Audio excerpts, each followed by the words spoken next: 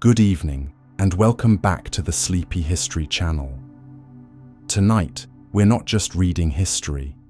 We're peering through the veils of time into a realm where the whispered rumors that drifted through Renaissance courts and the quiet interplay of ambition, fear, and political survival quietly shaped the world. We'll be exploring the fascinating world of the extraordinary rise of Catherine de' Medici, the so-called Poison Queen of France, uncovering stories that time almost forgot. Before we begin, may I take a quiet moment to reach out to you? Where in the world are you listening from tonight? Whether it's late in the evening or the start of a new day, I'm truly grateful to share a few calm minutes of your time. I always look forward to reading your comments. Hearing where you are and how these stories reach you truly inspires me. Your words often become the spark that shapes the next episode. If you're enjoying these gentle journeys through history, feel free to subscribe or share your ideas for future topics. Your voice helps keep this little corner of history alive and this community growing. So now, get comfortable, settle in, and let the quiet echoes of the glittering yet treacherous world of 16th century France carry you away. Our journey begins where a young Italian girl steps into a foreign court where power is won in shadows. Now, let's begin.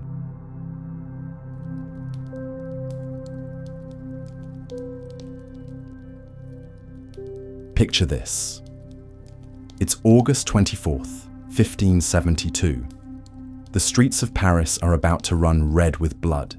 Thousands of French Protestants, known as Huguenots, have gathered in the city for what they believe is a peaceful royal wedding. They have no idea they're walking into a trap. And at the center of this trap, Catherine de' Medici, the Queen Mother of France, who has just orchestrated what will become known as the St. Bartholomew's Day massacre. But Catherine's story doesn't start with mass murder. It starts with something far more relatable: rejection, humiliation, and the desperate need to prove herself worthy of a throne that never wanted her. Born in 1519 in Florence, Italy, Catherine de' Medici entered the world as an orphan. Her parents died within weeks of her birth, leaving her in the care of relatives who saw her primarily as a political pawn. The Medici family had built their fortune on banking, not bloodlines. They were wealthy, yes, but in the eyes of European royalty, they were still just merchants playing dress-up. When Catherine was barely 14 years old, she found herself shipped off to France like a piece of cargo, destined to marry the second son of King Francis I. This wasn't a fairy tale romance. This was a business transaction designed to secure an alliance between France and the Medici banking empire.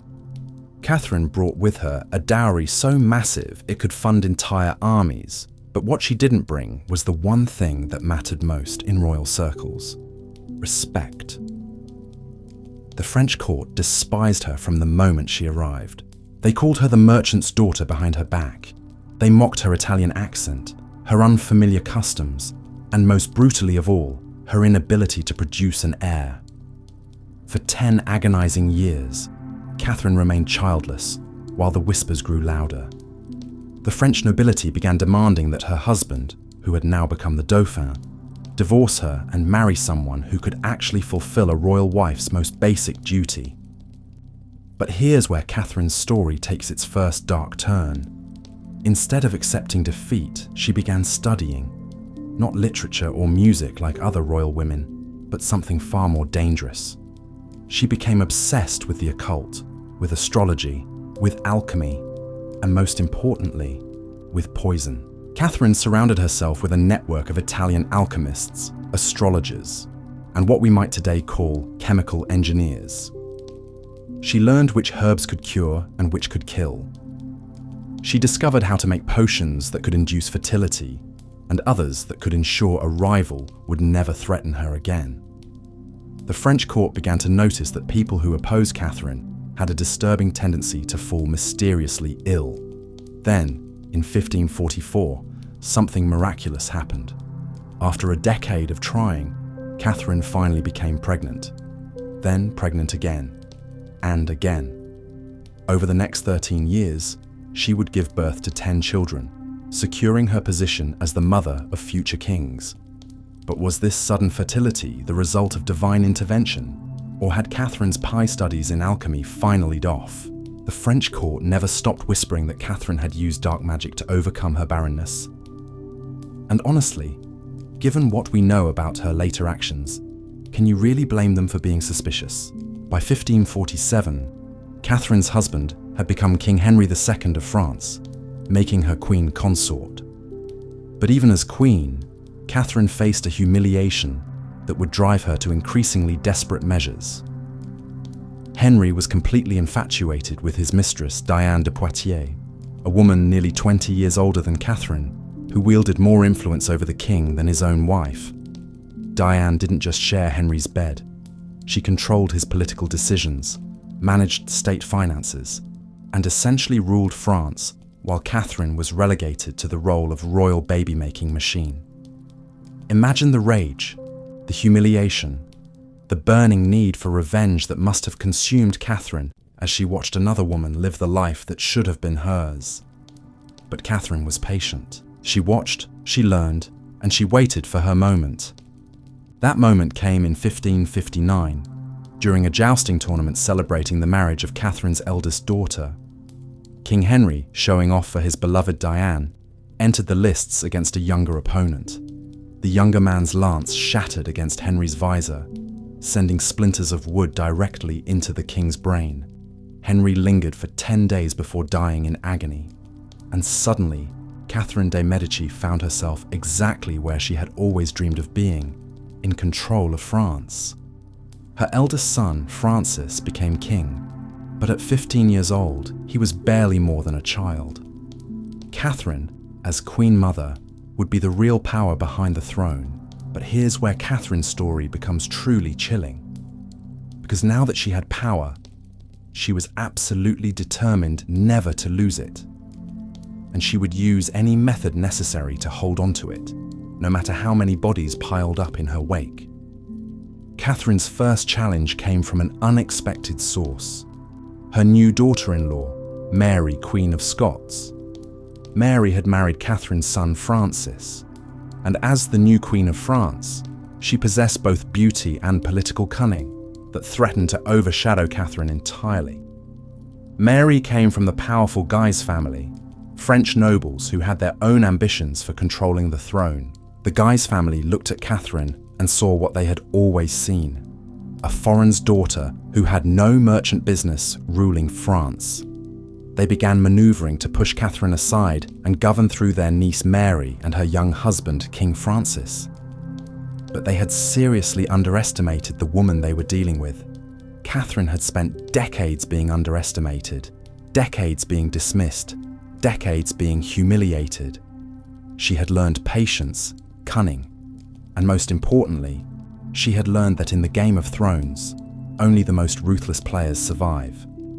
The Guise family was about to discover that the merchant's daughter had become something far more dangerous than they could have imagined. Within months of Henry's death, mysterious illnesses began plaguing members of the Guise faction. Political opponents found themselves suffering from sudden, inexplicable ailments that seemed to target anyone who dared challenge Catherine's authority. The whispers about the Poison Queen began in earnest, but Catherine's most brilliant move was yet to come. In December 1560, just 18 months after becoming king, her son Francis died suddenly of an ear infection. He was only 16 years old. With Francis dead, Mary, Queen of Scots, was no longer Queen of France, and the crown passed to Catherine's second son, the 10-year-old Charles IX. Now Catherine was regent of France, the official ruler of one of the most powerful kingdoms in Europe. And unlike her previous position as Queen Mother, where she had to work behind the scenes, Catherine could now exercise power openly and without apology. The merchant's daughter had finally claimed her throne, but ruling France in the 16th century was like trying to control a powder keg while holding a lit match. 𝐶𝐢𝐬𝐬 country was itself apart over religion, with Catholic and Protestant factions engaging in increasingly violent conflicts. Catherine found herself caught between extremist Catholics who wanted to eliminate all Protestants from France, and growing Protestant communities who demanded equal rights and recognition. Any ruler reasonable might have sought compromise, might have tried to find middle ground between these warring factions. But Catherine de' Medici was not interested in being reasonable. She was interested in maintaining power, and she quickly realized that the religious conflicts consuming France could be turned to her advantage. Catherine began playing both sides against the middle, supporting whichever faction served her immediate political needs, while ruthlessly eliminating anyone who threatened her control. She would promise tolerance to the Protestants when she needed their support, then turn around and authorize brutal crackdowns when the Catholics demanded action. This wasn't inconsistency. This was calculated manipulation on a scale that would make Machiavelli himself take notes. Catherine understood that as long as Catholics and Protestants were fighting each other, neither faction would be strong enough to challenge her authority.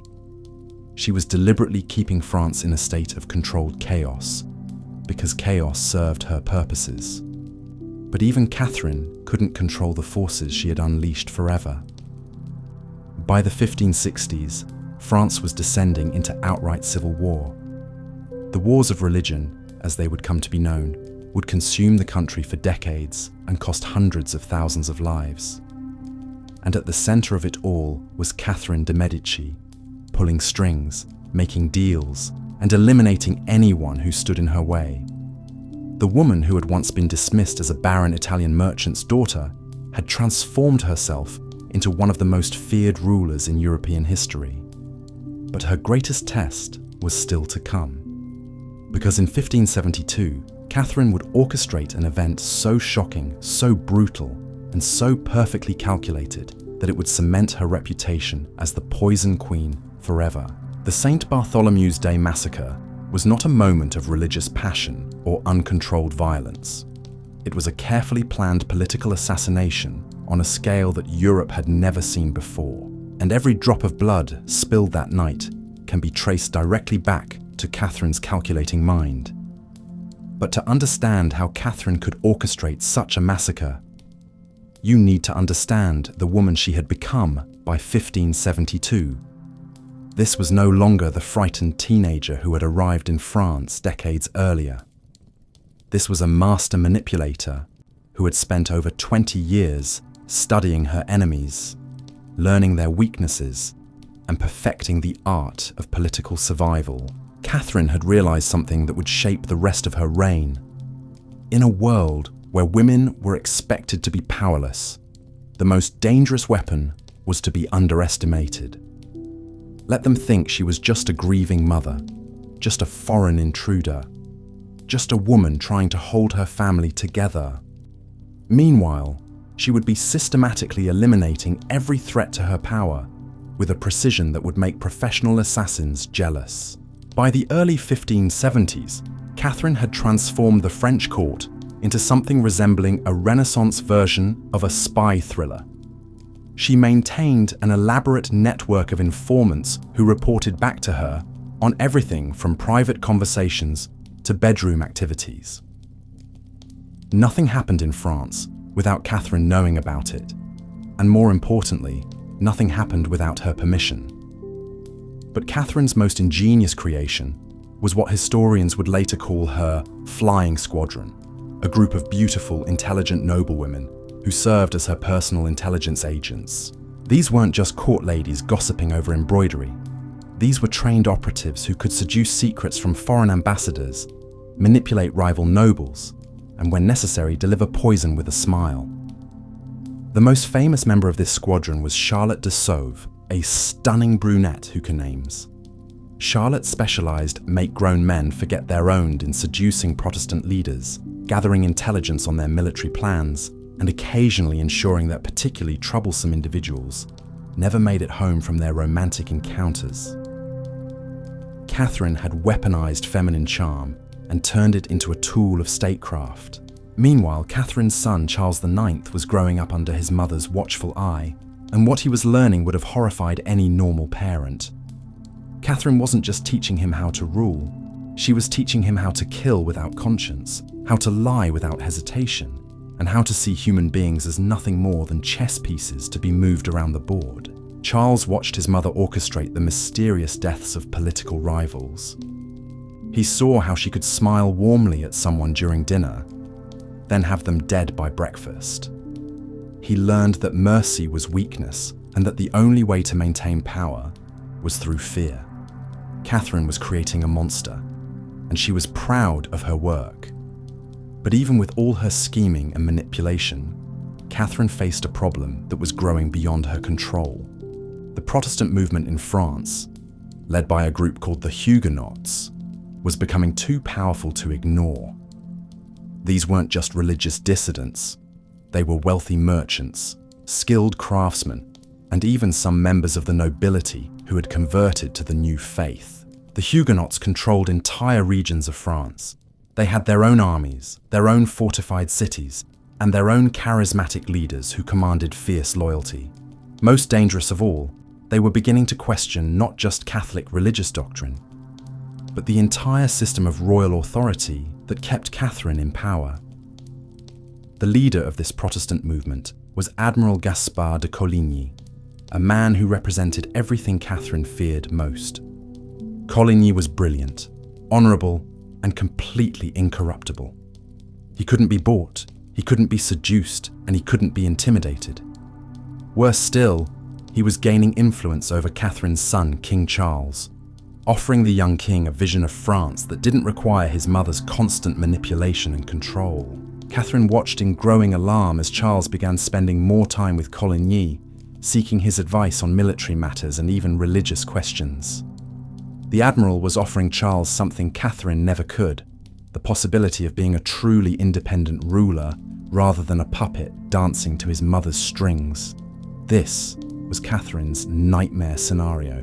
She had spent decades carefully constructing a system where she controlled every aspect of French politics through her network of spies, assassins, and political marriages.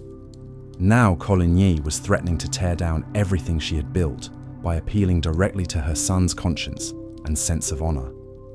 Something had to be new, that simply something would be. But she also, Admiral Coligny, done about, and Catherine knew exactly what that assassinating the Protestant leader would create: a martyr and potentially spark a full-scale revolution. She needed something more sophisticated, more final, more devastating. Catherine began developing what would become the most elaborate political trap in European history. The plan was breathtaking in its cynicism and terrifying in its scope. She would invite the Protestant leadership to Paris for a grand celebration, make them feel safe and welcome, then eliminate them all in one coordinated strike. The perfect opportunity came in 1572 when Catherine arranged the marriage of her daughter Marguerite to Henri of Navarre, a Protestant prince. This wasn't just a wedding, it was being presented as a symbol of religious reconciliation, a grand gesture showing that Catholics and Protestants could live together in harmony. Thousands of Huguenots traveled to Paris for the celebration, including Admiral Coligny and virtually every other major Protestant leader in France. They came believing they were attending a joyous occasion that would mark the beginning of a new era of religious tolerance. They had no idea they were walking into the most sophisticated death trap ever conceived. Catherine spent months planning every detail of what was to come. She coordinated with Catholic extremists in Paris, ensuring that weapons would be distributed and targets identified. She arranged for the city gates to be sealed so that no one could escape once the killing began. She even had lists prepared of every Protestant household in Paris, complete with addresses and the names of family members. But Catherine's masterstroke was her manipulation of her. Charles was naturally own son, king reluctant to authorize mass murder, so Catherine began a psychological campaign to convince him that the Protestants were plotting against his throne. She presented him with forged documents, false intelligence reports, and staged incidents designed to make him believe that Coligny and his followers were planning to overthrow the monarchy. Night after night, Catherine worked on her son's fears and insecurities. She reminded him of how the Protestants questioned royal authority. She painted vivid pictures of what would happen to him if they succeeded in their supposed rebellion. She convinced him that it was either kill or be killed, and that mercy would be seen as weakness by his enemies. Charles, barely 22 years old and completely under his mother's psychological control, finally cracked under the pressure. In a moment of rage and fear, he authorized Catherine to do whatever was necessary to eliminate the Protestant threat. He had no idea he had just signed death warrants for thousands of his own subjects. Catherine must have felt a surge of triumph as she received her son's authorization. After decades of careful planning and patient manipulation, she was finally in position to eliminate her enemies once and for all. The merchant's daughter, who had been dismissed and humiliated, was about to demonstrate just how dangerous it was to underestimate Catherine de' Medici. The wedding of Marguerite and Henri took place on August 18, 1572, and by all accounts it was a magnificent affair. The Protestant guests were treated with elaborate courtesy and hospitality. Catherine herself played the role of the gracious hostess, welcoming the Huguenot leaders as honored guests and speaking warmly about the bright future of religious cooperation in France. Admiral Coligny, the primary target of Catherine's hatred, was given a place of honor at the celebrations. He was staying in a house just a few hundred yards from the Louvre Palace, completely unaware that Catherine had already marked him for death. For several days, the city of Paris seemed to embody the spirit of reconquête royal wedding humiliation that they were supposed to represent. But beneath this facade of harmony, Catherine's agents were making final preparations for what was to come.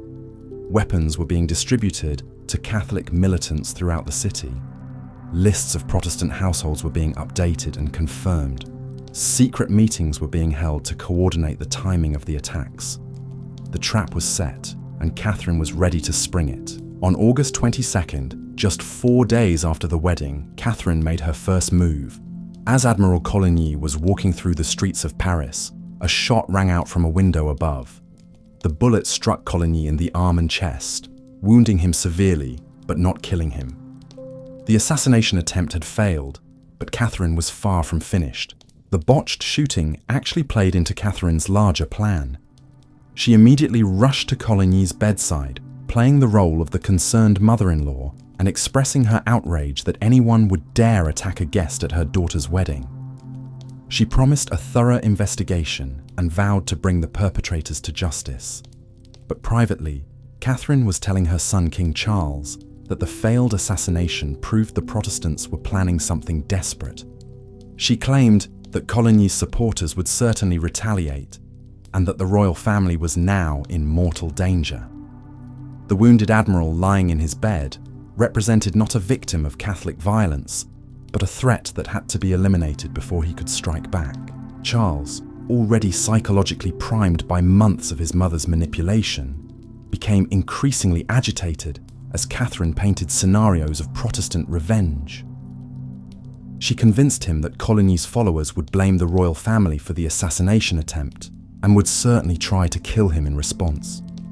The only way to prevent this, Catherine argued, was to strike first and strike decisively. On the night of August 23rd, Catherine finally revealed the full scope of her plan to her terrified son. It wasn't enough to kill Admiral Coligny. They had to eliminate the entire Protestant leadership while they were trapped in Paris. It was the only way to prevent civil war, she claimed. It was the only way to protect the throne. It was the only way to save France itself. King Charles, driven to the edge of a nervous breakdown by his mother's relentless psychological pressure, finally gave the order that Catherine had been waiting decades to hear. The St. Bartholomew's Day massacre could begin. What happened next would forever stain Catherine de' Medici's legacy and cement her reputation as one of history's most ruthless rulers. At approximately 2 in the morning on August 24, 1572, the bells of Saint-Germain-l'Auxerrois began to toll. This wasn't a call to prayer or a celebration of the recent royal wedding. This was the signal Catherine had arranged to begin the systematic slaughter of every Protestant in Paris. The first target was Admiral Coligny himself. A group of armed men, led by Henri de Guise, burst into the house where the wounded Protestant leader was recovering. They found Coligny in his bed, still weak from his injuries, completely defenseless against what was coming. The men dragged him from his room and threw him from the second-story window onto the cobblestones below, where a mob was waiting to mutilate his corpse. But Coligny's murder was just the beginning. Throughout Paris, Catholic militants armed with lists provided by Catherine's agents began systematically hunting down Protestant families. They moved through the city like a coordinated army, breaking down doors, dragging people from their beds, and killing entire households without mercy or hesitation. The violence wasn't random or spontaneous. This was Catherine's carefully orchestrated plan, playing out exactly as she had designed it. Protestant merchants were murdered in their shops. Protestant nobles were killed in their lodgings. Protestant women and children were slaughtered alongside their husbands and fathers. The streets of Paris literally ran red with blood as Catherine's death lists were methodically executed. What makes this massacre even more chilling is how Catherine maintained her facade of innocence throughout the entire ordeal. While thousands of her subjects were being butchered just outside her palace walls, she continued playing the role of the shocked and dismayed Queen Mother. She sent messages to Protestant leaders in other cities, expressing her horror at the violence and promising that the perpetrators would be punished. Meanwhile, her agents were secretly spreading word to Catholic strongholds throughout France that the Protestant leadership had been eliminated and that local Catholics should follow Paris's example. Catherine wasn't just orchestrating a massacre in the capital, she was triggering a nationwide extermination campaign that would claim tens of thousands of lives across France. The killing in Paris continued for 3 days. By the time it finally ended, an estimated 3,000 Protestants lay dead in the capital alone. Their bodies filled the Seine River, lined the streets, and created such a stench that residents had to burn incense just to breathe. Catherine de' Medici had achieved something that no European ruler had attempted before: the systematic elimination of an entire religious community in a matter of hours. But perhaps the most disturbing aspect of the massacre wasn't the scale of the violence. It was Catherine's complete lack of remorse afterward. While Europe reacted with horror to news of what had happened in Paris, Catherine publicly celebrated the event as a great victory for Catholic France. She commissioned commemorative medals, ordered special church services, and even sent detailed accounts to foreign courts, describing how successfully she had eliminated the Protestant threat. The woman who had once been dismissed as a powerless Italian intruder had just demonstrated that she was capable of orchestrating mass murder with the efficiency of a military campaign and the ruthlessness of a serial killer. The merchant's daughter had become something far more terrifying than anyone could have imagined. In the immediate aftermath of the massacre, Catherine seemed to have achieved everything she had worked toward for decades. The Protestant movement in France was decapitated. The Huguenot political organization was destroyed. Most importantly, there was no longer any significant courts over her challenge to her control son, 𝐼𝐴. Foreign, the French throne throughout Europe sent congratulations to Catherine for her decisive action against heretics. Pope Gregory III ordered special celebrations in Rome. King Philip II of Spain praised her for striking against such a blow Protestantism. From a political perspective, the St. Bartholomew's Day massacre appeared to be a complete long-estimated success, but Catherine had underashed. The massacre she had long-term consequences of what did conflicts in France. It made and end the religious them exponentially worse. Protestant military and financial support to surviving communities throughout Europe were horrific Paris, and they French who began providing aid by what had happened in Huguenots. More importantly, Catherine Hay, between competing noble warfare in France, fundamentally changed the nature of religious factions. After August conflicts had been primarily political disputes, 1572, they became exist.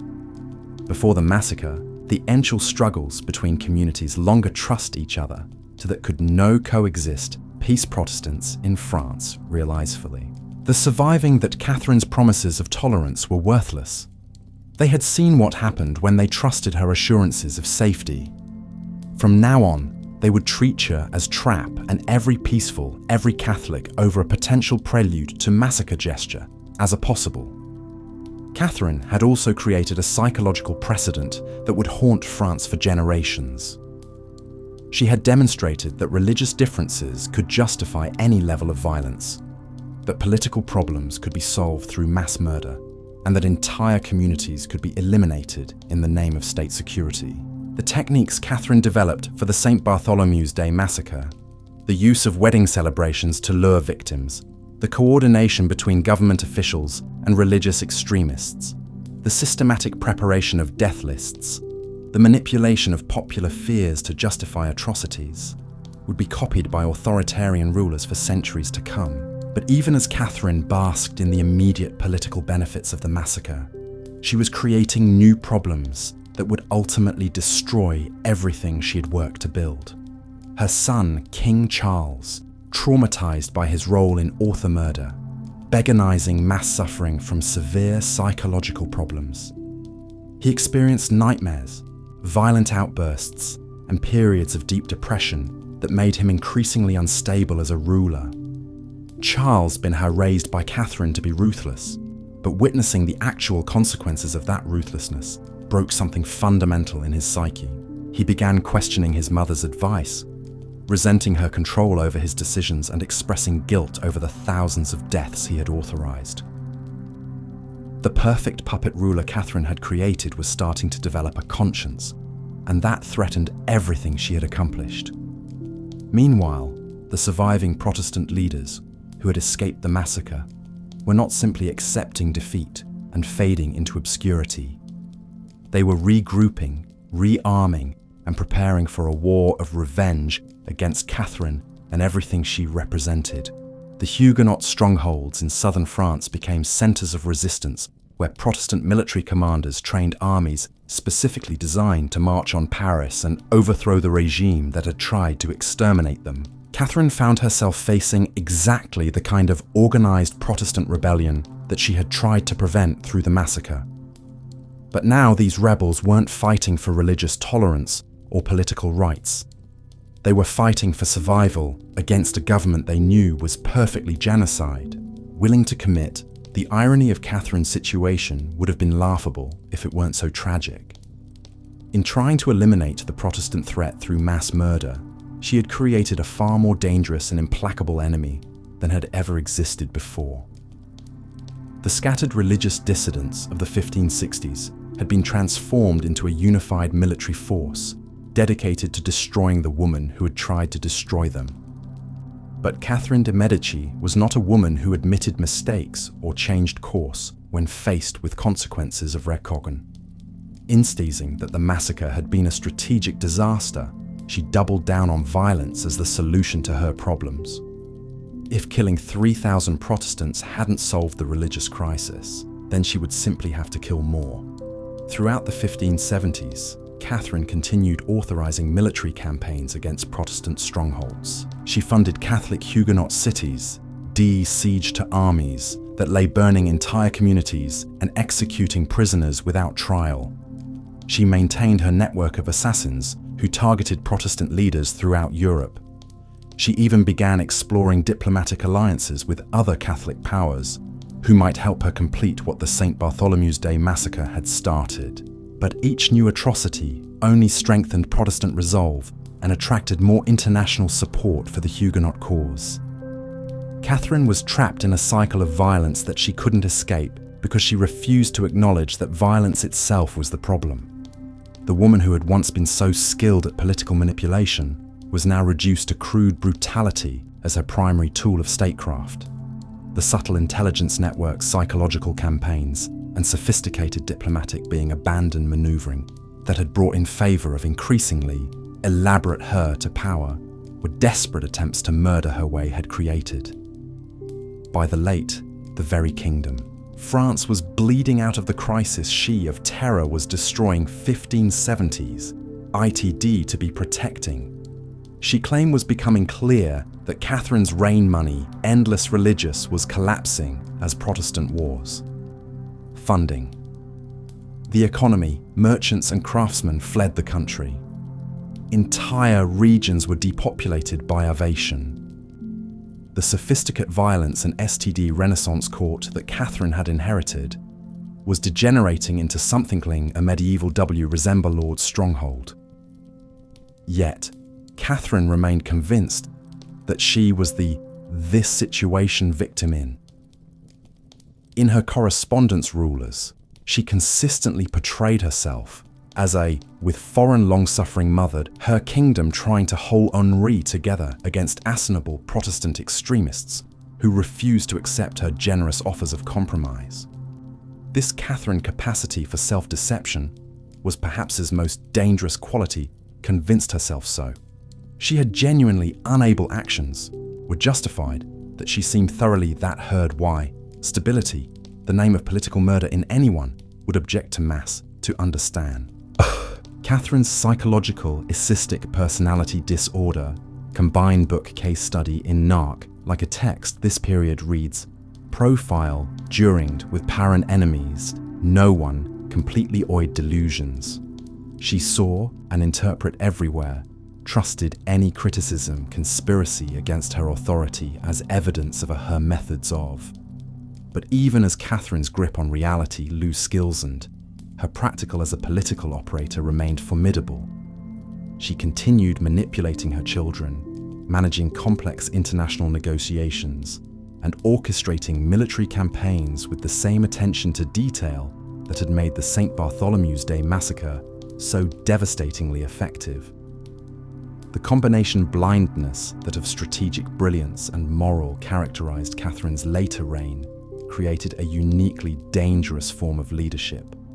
She possessed all the skills necessary to implement her vision for France, but that becomes so war vision happed by paranoia and bloodlust that it threatened to destroy the very kingdom. King she claimed to love Charles IX, meanwhile, was deteriorating rapidly under the psychological pressure of being Catherine's primary accomplice in mass murder. By 1574, he was experiencing what we would today recognize as severe post-traumatic stress disorder. He suffered from insomnia, violent nightmares, and episodes where he would rave about the ghosts of Protestant victims haunting the palace. Charles began making increasingly erratic decisions that undermined Catherine's carefully constructed political strategies. He would countermand her orders, negotiate secretly with Protestant leaders, and publicly express regret for his role in the massacre. Catherine watched in growing alarm as her perfectly controlled puppet ruler began developing an independent moral compass. The final blow to Catherine's relationship with Charles came when he began seriously considering converting to Protestantism himself as a formance for the 𝐼𝐵. The massacre idea that her own son might join movement, the religious 𝐶𝐸RMNET represents, had tried to X the ultimate failure of Catherine's political project. Charles IX died in May 1574 at the age of 23, officially from tuberculosis, but quite possibly from the psychological trauma of living with his mother's legacy of mass murder. His final words were reportedly an apology to God for the St. Bartholomew's Day massacre, and a plea for forgiveness for the innocent blood on his hands. With Charles dead, the crown passed to Catherine's third son, Henri III, who was currently serving as King of Poland.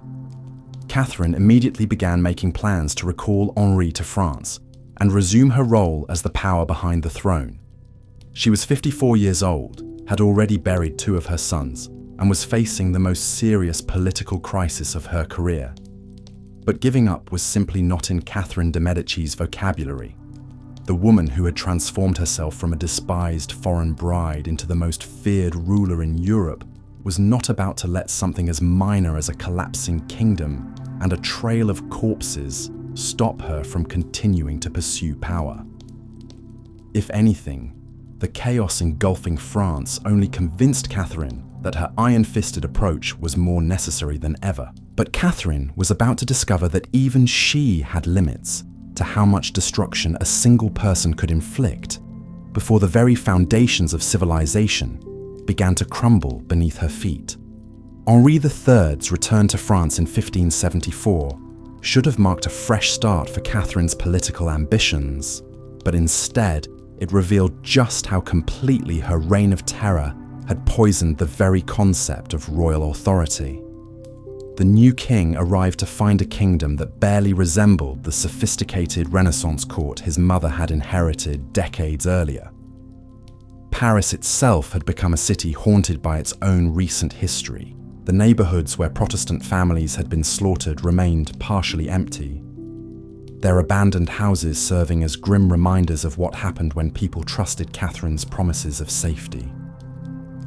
The Seine River, which had once carried the bodies of massacre victims, now seemed to flow with an undercurrent of fear that affected every aspect of daily life. But Catherine's most immediate problem wasn't the lingering trauma of the massacre.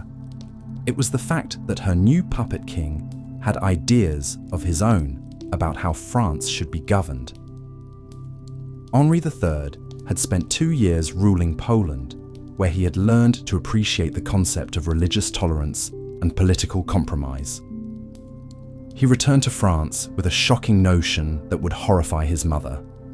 Maybe mass murder wasn't the best way to solve political problems. Henri's first major decision as king was to begin secret negotiations with surviving Protestant leaders about ending the religious wars that were bleeding France dry. He met with Huguenot representatives without Catherine's knowledge, offering genuine concessions and discussing the possibility of religious coexistence. For the first time in decades, it seemed like France might have a ruler who preferred diplomacy to death lists. Catherine was absolutely furious when she discovered what her son was doing. The woman who had spent her entire adult life believing that compromise was weakness could not comprehend why Henri would negotiate with people she considered terrorists and heretics. She began the same psychological manipulation campaign that had worked so effectively on his brother Charles, painting vivid pictures of Protestant treachery and warning Henri that mercy would be interpreted as weakness by his enemies. But Henri III was not the traumatized young man his brother had been. He was 23 years old, had already ruled a kingdom successfully, and possessed a confidence that made him less susceptible to his mother's emotional manipulation. When Catherine demanded that he authorize new military campaigns against Protestant strongholds, Henri refused. When she insisted that captured Huguenot leaders should be executed, Henri ordered them released. The perfect mother-son partnership that had orchestrated the St. Bartholomew's Day massacre was falling apart. Catherine found herself in the bizarre position of having to fight her own son for control of the kingdom she had spent decades trying to secure. The woman who had eliminated every external threat to her power was now facing the ultimate internal challenge, a king who no longer trusted her judgment and was actively's work. The conflict working to undo her life between Catherine and Henri created a power vacuum that was immediately filled by the most dangerous political movement France had seen in generations. The Catholic League, led by Henri de Guise, represented everything Catherine had always feared about religious extremism, but from the opposite direction. These weren't Protestant revolutionaries trying to overthrow the monarchy. These were Catholic fanatics who believed that Catherine and her sons weren't Catholic enough. The League looked at Catherine's reign and saw a woman who had compromised with heretics, allowed Protestant communities to survive, and failed to complete the religious purification that the St. Bartholomew's Day massacre had begun. They demanded not just the elimination of Protestantism from France, but the removal of the entire Valois dynasty and its replacement with rulers who would show proper Catholic zeal. Henri de Guise, whose family had been manipulated and used by Catherine for decades, now emerged as her most formidable opponent. He possessed everything that made a dangerous political rival: noble bloodline, military experience, religious credibility, and most importantly, genuine popular support among ordinary French Catholics who were exhausted by decades of religious warfare. Guise began holding massive rallies in Paris, where he condemned the Valois monarchy as weak, corrupt, and insufficiently committed to Catholic principles. He reminded audiences that it was his family, not Catherine's, that had actually carried out the killing during the St. Bartholomew's Day massacre. He suggested that France needed leaders who would finish what the massacre had started, rather than the half-hearted policies of compromise that Henri III was pursuing. Catherine watched in growing alarm as her carefully constructed political system began collapsing from multiple directions simultaneously. Protestant armies were advancing from the south, demanding revenge for the massacre and the overthrow of the regime that had authorized it. Catholic extremists were organizing in the north, demanding the removal of rulers they considered insufficiently zealous. And her own son, the king she was supposed to control, was pursuing policies that satisfied neither side, while making both groups more determined to destroy the monarchy entirely. The irony of Catherine's situation was almost poetic. The woman who had spent her entire career playing different factions against each other to maintain her own power was now watching those same factions unite in their hatred of her family.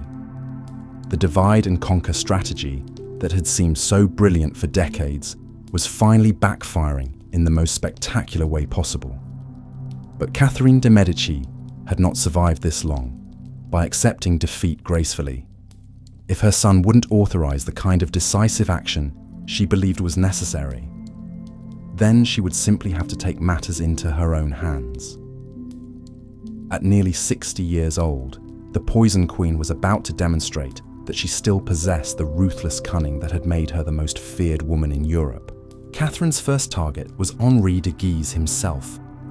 She began developing an assassination plan that would eliminate the Catholic League's leadership, while making it appear that Protestant extremists were responsible. The scheme involved luring Guise to a private meeting at the royal palace, where Catherine's agents would kill him, and then plant evidence suggesting that Huguenot assassins had infiltrated the court. But Catherine had underestimated how completely her reputation had preceded her. Guise was well aware of what had happened to previous political opponents who had accepted invitations to meet privately with the Queen Mother. He declined Catherine's invitation and began surrounding himself with bodyguards who were specifically trained to detect and counter the kind of subtle poisoning techniques that Catherine had perfected over the decades. Frustrated by her inability to eliminate Guise directly, Catherine shifted to a strategy that was even more dangerous. She began secretly negotiating with foreign powers about intervening in French politics. Spain's Philip II had been watching the French religious wars with great interest, seeing them as an opportunity to expand Spanish influence and eliminate France as a rival European power. Catherine's correspondence with Spanish agents during this period reveals just how completely her priorities had become divorced from any concept of French national interests. She was willing to accept Spanish military intervention, Spanish political control over French policy, and even Spanish oversight of the French succession, as long as these foreign allies would help her eliminate the Protestant movement and crush the Catholic League. The woman who had once been dismissed as a dangerous foreign influence in French politics was now actively inviting actual foreign domination as a solution to her domestic problems. Catherine had become so obsessed with maintaining power that she was prepared to destroy French independence rather than accept the possibility of losing control. Meanwhile, Henri III was desperately trying to hold his kingdom together through increasingly frantic attempts at political compromise. He offered concessions to Protestant leaders, then immediately contradicted those offers when Catholic extremists threatened rebellion. He promised religious tolerance in public speeches, then authorized military campaigns against Protestant strongholds when political pressure became unbearable. The young king, who had returned from Poland with such confidence, was being ground down by the impossible task of governing a kingdom that his mother had deliberately polarized beyond any hope of reconciliation. Every decision Henri made satisfied no one while enraging everyone, and he began showing signs of the same psychological stress that had destroyed his brother Charles. Henri started experiencing panic attacks during public ceremonies, violent outbursts when discussing religious policy, and periods of deep depression where he would lock himself in his chambers for days at a time. The court physicians, who had learned to be very careful about what they said regarding royal mental health, began quietly discussing whether the king was having what we would today recognize as a complete nervous breakdown. Catherine watched her son's deterioration with a mixture of concern and opportunity. On one hand, Henri's psychological problems were making it impossible for him to provide the strong leadership that France desperately needed. On the other hand, his increasing instability created openings for Catherine to reassert her control over royal policy. She began positioning herself as the stable, experienced voice of reason who could guide the kingdom through its current crisis. Catherine started appearing at more public events, taking a more prominent role in diplomatic negotiations and making speeches about the need for decisive action against France's enemies. The message was clear. If Henri III couldn't handle the responsibilities of kingship, his mother was prepared to step in and provide the leadership that the situation demanded. But Catherine's attempts to present herself as a stabilizing influence were undermined by the growing awareness among French nobles that she was the primary cause of the crisis in the first place. The St. Bartholomew's Day massacre had not occurred in some distant historical period. It was barely a decade in the past, and many of the people now dealing with its consequences had been present when Catherine orchestrated the killings. Foreign ambassadors reported back to their governments that Catherine de' Medici had become a figure of almost universal hatred in France. Catholics blamed her for failing to complete the extermination of Protestantism. Protestants blamed her for attempting genocide against their communities. Moderate nobles blamed her for polarizing the kingdom beyond any hope of peaceful resolution.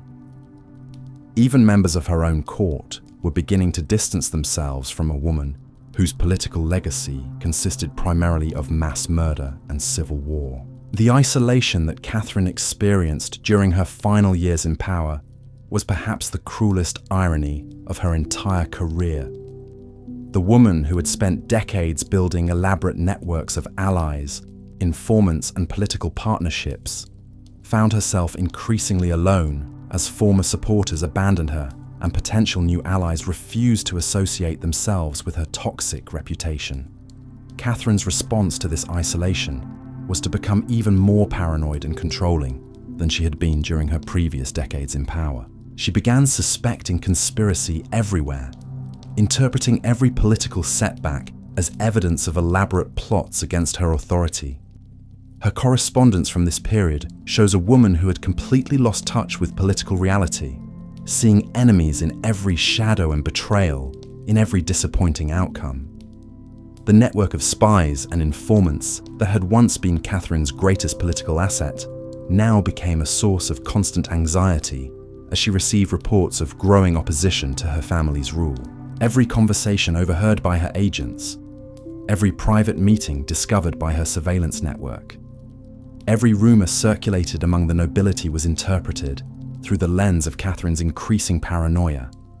She began authorizing arrests and interrogations based on the flimsiest evidence, often targeting people whose only crime was expressing mild criticism of royal policy in private conversations. The sophisticated intelligence apparatus that Catherine had built to protect her power was now being used to terrorize anyone who might potentially challenge her authority, creating a climate of fear that extended even to members of the royal court itself. But Catherine's most desperate and ultimately self-destructive decision during this period was her choice to eliminate Henri de Guise through a direct confrontation at the royal palace. In December 1588, Catherine convinced her son to summon Guise to a meeting at the Château de Blois, where royal guards would assassinate the Catholic League leader, while he was supposedly under the protection of royal hospitality. The plan worked exactly as Catherine had designed it. Guise arrived at the palace expecting a routine political negotiation and was instead murdered by royal guardsmen who had been positioned throughout the building. But Catherine had fatally misunderstood the political climate in which she was operating. The techniques that had worked so effectively during the St. Bartholomew's Day massacre were now being applied to a completely different situation, with catastrophic results. The assassination of Henri de Guise triggered exactly the kind of popular uprising that Catherine had spent her entire career trying to prevent. Paris erupted in riots as Catholic League supporters took control of entire neighborhoods, declared the Valois monarchy illegitimate, and began organizing military resistance to royal authority. Within days of Guise's death, Henri III and Catherine were forced to flee their own capital city as revolutionary crowds threatened to storm the palace and execute the entire royal family. Catherine de' Medici, the woman who had once controlled France through an intricate web of political manipulation and carefully orchestrated violence, now found herself a refugee from the very kingdom she had spent decades trying to secure. The merchant's daughter, who had transformed herself into the most powerful woman in Europe, was reduced to hiding in provincial castles, while her enemies celebrated their victory in the streets of Paris. The final months of Catherine's life were spent watching everything she had worked to build collapse around her. Protestant armies advanced toward the capital from the south. Catholic League forces controlled Paris and were actively recruiting foreign military support to overthrow the monarchy. Her son, Henri III, was essentially king of nothing, commanding the loyalty of only a handful of nobles who remained committed to the Valois dynasty. Catherine's health began failing rapidly as the stress of political defeat, combined with the physical exhaustion of constant travel and the psychological trauma of seeing her life's work destroyed. She had always been a woman of tremendous physical and mental energy, but the combination of political failure and advancing age was finally taking its toll on someone who had spent over 40 years operating at the highest levels of European politics. On January 5th, 1589, Catherine de' Medici died at the age of 69 in the Château de Blois, the same palace where she had ordered the assassination that triggered her final political downfall. Her last words were reportedly a warning to her son about the dangers of showing mercy to political enemies, advice that perfectly summarized the philosophy that had guided her entire approach to governing France. Catherine's death removed the last restraining influence on Henri III's increasingly erratic behavior. Within months of his mother's funeral, the king was making even more desperate political decisions, including an alliance with Protestant forces against the Catholic League that would have horrified Catherine. In August 1589, Henri III himself was assassinated by a Catholic extremist who considered the king a traitor to the faith. The death of Henri III marked the end of the Valois dynasty and the beginning of a new chapter in French history under Henri IV, the Protestant king who would eventually convert to Catholicism and bring the religious wars to an end through the kind of political compromise that Catherine had always rejected. The woman who had tried to solve France's problems through mass murder and political terror was ultimately succeeded by a ruler who achieved peace through tolerance and negotiation.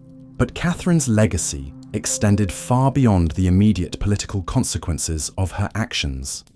The techniques she had developed for political control, the use of intelligence networks to monitor potential opposition, the coordination of government policy with religious extremism, the manipulation of popular fears to justify authoritarian measures, and most importantly, the willingness to use mass violence as a tool of statecraft, would be studied and copied by ambitious rulers for centuries to come. The St. Bartholomew's Day massacre became a template for politically motivated genocide that would be referenced during some of the darkest chapters in human history.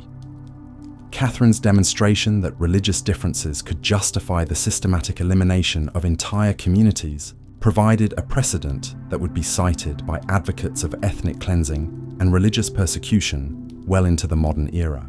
Perhaps most disturbing of all, Catherine's career illustrated how quickly sophisticated political systems could be corrupted by leaders who prioritize personal power over moral constraints. The Renaissance court that she had inherited was a center of artistic achievement, intellectual advancement, and diplomatic sophistication. Under her influence, it became a machine for producing political terror and religious warfare. Catherine de' Medici's transformation from a powerless foreign bride into the most feared ruler in Europe represents one of the most complete examples in history of how absolute power can corrupt absolutely. Her story serves as a warning about what happens when intelligence and determination are combined with moral blindness and unlimited ambition. The woman they called the Poison Queen had indeed poisoned more than her political enemies. She had poisoned the very concept of legitimate government, turning inspired fear rather the French monarchy into something than respect and violence rather than loyalty. Her reign demonstrated that it was possible for a single individual to inflict damage on an entire civilization that would take generations to repair. Yet Catherine's story also reveals something important about the nature of political power itself. Despite all her intelligence, all her cunning, and all her ruthless determination, she ultimately failed to achieve her most basic objective, securing the Valois dynasty's control over France. The very methods she used to gain power eventually made it impossible for her family to retain that power. The lesson of Catherine de' Medici's career is not that ruthless ambition cannot succeed in politics, but rather that success achieved through purely ruthless means tends to be self-defeating in the long run. The fear and hatred that Catherine generated through her reign of terror eventually created more enemies than even her formidable political skills could manage. Catherine's story forces us to confront uncomfortable questions about the relationship between effective leadership and moral behavior. She was undeniably one of the most capable political operators in European history, possessing skills that allowed her to outmaneuver opponents, build complex alliances, and implement sophisticated strategies with remarkable success. But her moral blindness ultimately made all of those skills irrelevant. The merchant's daughter, who had dreamed of proving herself worthy of a throne she never inherited by birth, had indeed proven something about her capabilities. But what she proved was that it was possible to be simultaneously brilliant and monstrous, successful and ultimately self-destructive, feared and ultimately despised. Catherine de' Medici's legacy serves as a permanent reminder that the question facing every political leader is not whether they have the skills to gain and maintain power, but whether they have the wisdom and moral courage to use that power in ways that actually serve the people they claim to represent. The Poison Queen had answered that question in the most definitive way possible, and the answer had poisoned everything she touched. Her story continues to fascinate historians and political scientists because it represents such a complete case study in the corruption of power and the self-defeating nature of political extremism. Catherine's reign provides a textbook example of how even the most sophisticated political strategies become counterproductive when they are divorced from any consideration of moral consequences. But perhaps the most important lesson of Catherine's career is that the techniques she pioneered for maintaining political control through fear and violence did not die with her. The methods she developed for manipulating popular opinion, eliminating political opposition, and using religious extremism as a tool of statecraft have been refined and employed by authoritarian leaders throughout history. Understanding Catherine de' Medici's story is therefore not just an exercise in historical curiosity, but a crucial part of recognizing and resisting the kinds of political manipulation that continue to threaten democratic societies today. The Poison Queen's legacy lives on wherever leaders choose power over principle, fear over hope, and violence over justice. The woman who had once been dismissed as nothing more than a foreign merchant's daughter had indeed changed the course of European history, but not in the way she had intended. Instead of securing her family's dynasty, she had demonstrated the ultimate futility of trying to build lasting political success on a foundation of mass murder and moral corruption. Catherine de' Medici's reign stands as one of history's most powerful arguments for the proposition that how we achieve power matters just as much as whether we achieve it, and that the methods we use to govern ultimately determine whether our legacy will be one of progress or destruction. The devastating irony of Catherine's final years becomes even more apparent when we examine what happened to the kingdom she had sacrificed everything to control. By 1589, France was in such complete chaos that foreign observers wondered if the nation would simply cease to exist as a unified political entity. The sophisticated Renaissance monarchy that Catherine had inherited from her father-in-law Francis I had been transformed into something resembling a collection of warring medieval fiefdoms.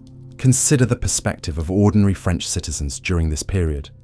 Marie Dubois was a baker's wife living in Lyon, one of France's most prosperous cities.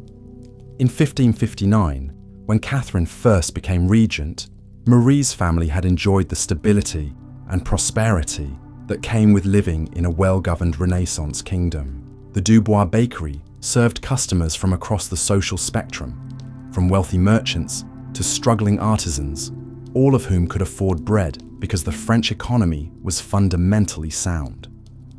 By 1589, Marie's world had been completely destroyed, reigned by Catherine of Terror. 3 of her sons had died in religious wars. Her husband had been conscripted into a Catholic League militia that spent more time looting than fighting. The bakery had been burned down twice, first by Protestant raiders and then by Catholic extremists who suspected the family of harboring Huguenot sympathies. Marie spent her final years as a refugee in her own country, moving from town to town with whatever possessions she could carry, never knowing whether the next group of soldiers she encountered would protect her or kill her, based on their interpretation of her religious loyalties. The stable, prosperous France of her youth had been replaced by a hellscape where survival depended on correctly guessing which faction controlled whatever territory you happened to be crossing. Stories like Marie's were replicated hundreds of thousands of times across France during Catherine's reign. Entire regions that had been centers of commerce and culture were depopulated by violence, disease, and starvation. Cities that had been architectural marvels were reduced to rubble by successive sieges. The sophisticated road networks that had connected French communities were abandoned because travel had become too dangerous for ordinary civilians. But perhaps the most tragic aspect of Catherine's legacy was what happened to the concept of royal authority itself. For centuries, French kings had been regarded by their subjects as legitimate rulers, appointed by God to govern with wisdom and justice. Even during periods of political conflict, there had been a fundamental assumption that the monarchy represented stability and continuity in French society. Catherine's reign had completely shattered that assumption. By the time of her death, the French monarchy was seen by most of the population as nothing more than another armed faction competing for control through violence and intimidation. The sacred nature of royal authority had been permanently damaged by Catherine's demonstration that kings and queens were just as capable of mass murder as any common criminal. The psychological damage Catherine inflicted on French society extended beyond the immediate trauma of religious warfare. She had fundamentally altered how French people thought about political power, religious identity, and social cooperation. The Renaissance optimism that had characterized early 16th century France, with its belief in human reason and the possibility of progress, had been replaced by a deep cynicism about human nature and political institutions. Jean-Baptiste Moreau was a young philosophy student at the University of Paris when Catherine orchestrated the St. Bartholomew's Day massacre. He had been studying the humanist texts that celebrated human dignity and the possibility of creating just societies through rational discourse and mutual understanding. The morning after the massacre, Jean-Baptiste walked through streets littered with the corpses of people whose only crime had been belonging to the wrong religious community. The experience destroyed Jean-Baptiste's faith in the Renaissance ideals he had been studying. He abandoned his philosophical pursuits and spent the rest of his life as a bitter, cynical merchant who trusted no one and expected the worst from every political situation.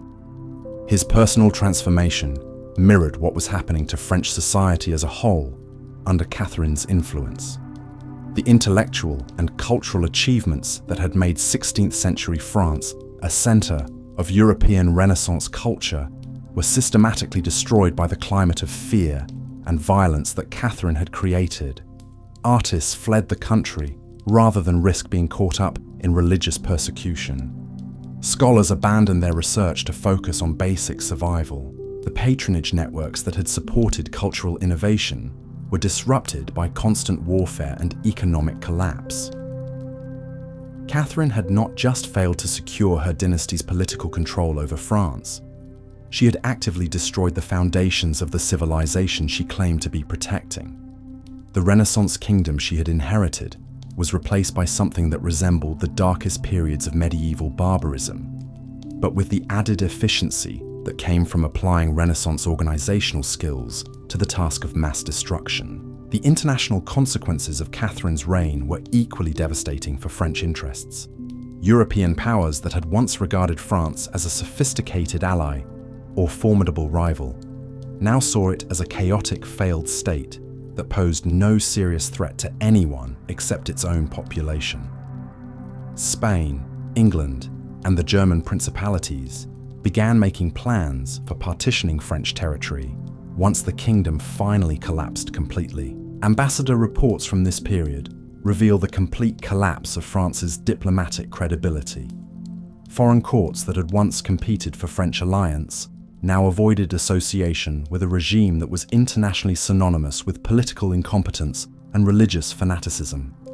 Catherine's reputation as the Poison Queen had become so notorious that other European rulers worried about being contaminated by any connection to her family. The economic consequences of Catherine's policies were perhaps even more destructive than the immediate political chaos. France had been one of Europe's wealthiest kingdoms at the beginning of Catherine's regency, with thriving commercial networks, productive agricultural regions, and innovative manufacturing centers.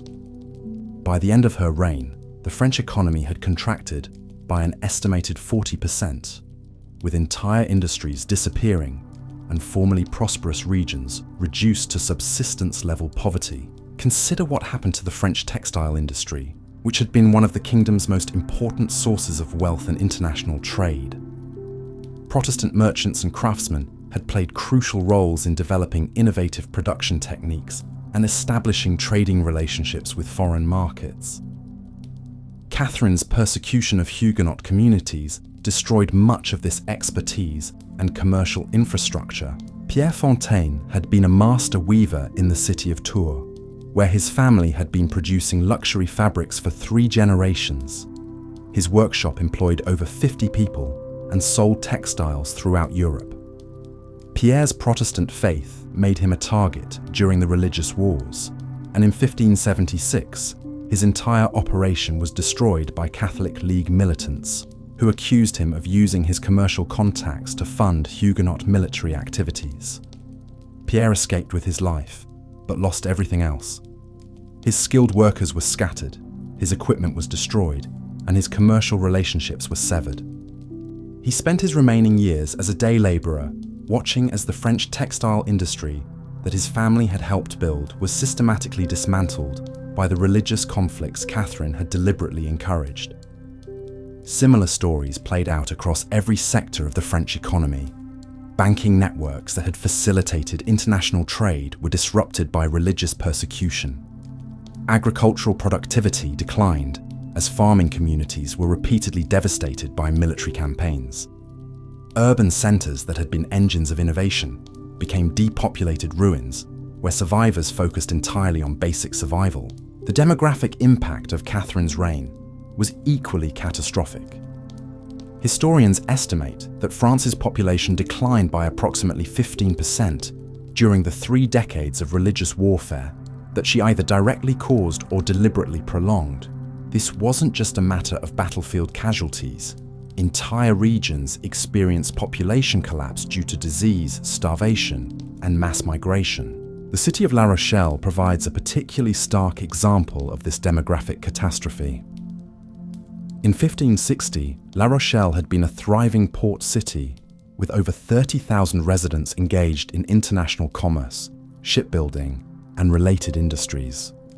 The city's Protestant majority made it a target for Catherine's persecution, and by 1590, the population had fallen to fewer than 8,000 survivors living in a partially ruined urban landscape. What happened to La Rochelle's missing 22,000 residents? Some died in military campaigns. Others succumbed to the plagues that regularly swept through areas disrupted by warfare.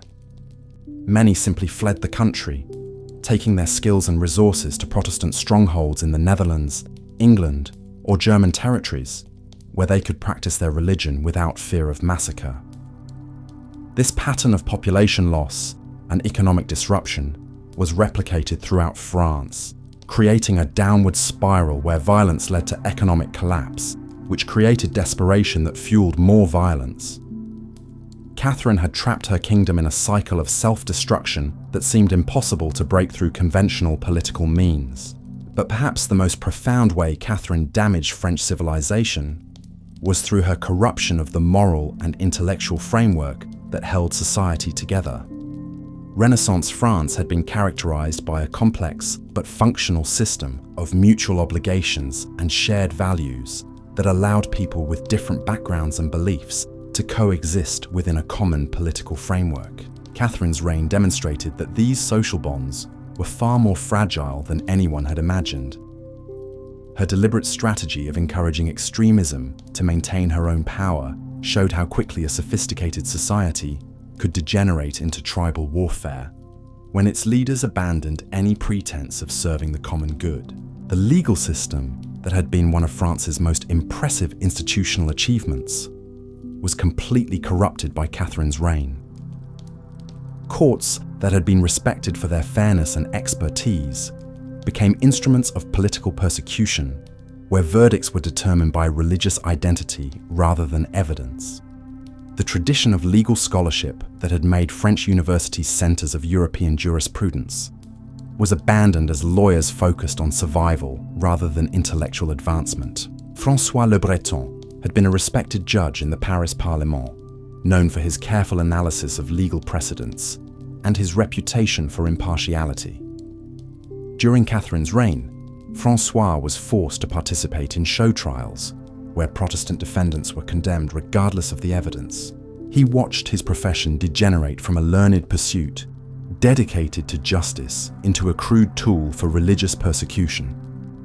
François's personal journals from this period reveal the psychological toll of being forced to participate in a system he knew was fundamentally corrupt. He describes the shame of rendering verdicts he knew were unjust, the fear of being accused of insufficient Catholic zeal, and the gradual erosion of his belief in the possibility of fair legal proceedings. By the end of Catherine's reign, François had become a broken man who drank heavily and avoided social contact because he could no longer bear to face the families of people he had been forced to condemn. The educational system that had made France a center of European intellectual life suffered similar corruption under Catherine's influence. Universities that had been dedicated to free inquiry and scholarly debate became centers of religious indoctrination, where questioning official doctrine could result in imprisonment or death. The humanist curriculum that had encouraged critical thinking was replaced by narrow theological training designed to produce religious extremists rather than educated citizens. Professor Antoine Rousseau had taught rhetoric and philosophy at the University of Orléans for over 20 years when Catherine's reign began. He had been known for encouraging students to examine different philosophical traditions and to develop their own reasoned positions on complex questions. During the religious wars, Antoine was forced to abandon memorization of this approach in favor of our doctrine. Antoine's correspondence reveals his despair at watching his students transform from curious fan young scholars into Regiatics who were more interested in identifying heretics than in pursuing knowledge. The intellectual excitement that had characterized his early career was replaced by a dreary routine of indoctrination that served Catherine's political needs, but destroyed the educational mission he had devoted his life to serving. The artistic and cultural achievements that had made French Renaissance court a model for European civilization were similarly destroyed by Catherine's reign. The patronage system that had supported painters, musicians, architects, and writers was disrupted by constant warfare, and the climate of fear that made artistic expression dangerous if it could be interpreted as politically or religiously subversive. Marguerite de Navarre the Younger, a poet and playwright who had been one of the most celebrated artists of her generation, found herself unable to continue her creative work during Catherine's reign. Her poetry, which had explored themes of love, spirituality, and human nature, was deemed potentially heretical by religious authorities who examined every artistic work for signs of Protestant sympathies. Marguerite spent her final years in self-imposed silence, destroying manuscripts she feared could be used as evidence against her, and avoiding the literary circles where she had once been a central-ranked cultural life that had flower figure. The Weibisch during the early French Renaissance was replaced by a sterile environment where artistic expression was subordinated to religious and political orthodoxy. The architectural projects that had been transforming French cities into showcases of Renaissance design were abandoned as resources were diverted to military fortifications, and the funds that had supported cultural patronage were consumed by the costs of constant warfare. The chateaux that had been symbols of French sophistication were converted into military strongholds or left to decay as their owners fled the country or died in religious conflicts. Catherine's impact on French religious life was equally destructive, but in ways that went far beyond the immediate violence of the religious wars. The sophisticated theological traditions that had characterized both French Catholicism and the early Protestant movement were replaced by crude extremism that emphasized hatred of religious opponents rather than spiritual development or intellectual understanding. The monastery of Saint-Denis, which had been a center of Catholic scholarship for centuries, was transformed during Catherine's reign into something resembling a military recruiting center, where monks spent more time planning attacks on Protestant communities than studying scripture or serving the poor. The intellectual tradition that had produced some of Europe's most respected theologians was abandoned in favor of inflammatory preaching designed to encourage violence against religious minorities. Father Guillaume Marchand had been a respected scholar at Saint-Denis, known for his commentaries on medieval theology and his efforts to promote understanding between different Christian traditions. During Catherine's reign, Guillaume was pressured to abandon his scholarly work in favor of delivering sermons that portrayed Protestants as demonic enemies who deserved extermination. Guillaume's private writings reveal his horror at being forced to preach hatred rather than love, and his growing conviction that Catherine of religious feelings was fundamentally anti-manipulation Christian. He died in 1585, reportedly of a broken heart, after watching his beloved monastery transform into an institution he no longer recognized. The Protestant communities that survived Catherine's persecution were similarly damaged by the extremism her policies encouraged. Churches that had emphasized education, social service, and theological reflection became militarized organizations focused primarily on physical survival. The intellectual achievements of early French Protestantism were largely lost as communities devoted all their resources to military resistance. Pastor Jean Calvin the Younger, son of the famous reformer, had been working to develop a sophisticated Protestant theological tradition that could engage intellectually with Catholic scholarship while maintaining Reformed principles. Catherine's persecution forced him to abandon this work in favor of organizing military resistance and providing pastoral care to communities under constant threat of massacre. Jean's later writings reflect his bitterness at seeing his life's work destroyed by political circumstances beyond his control.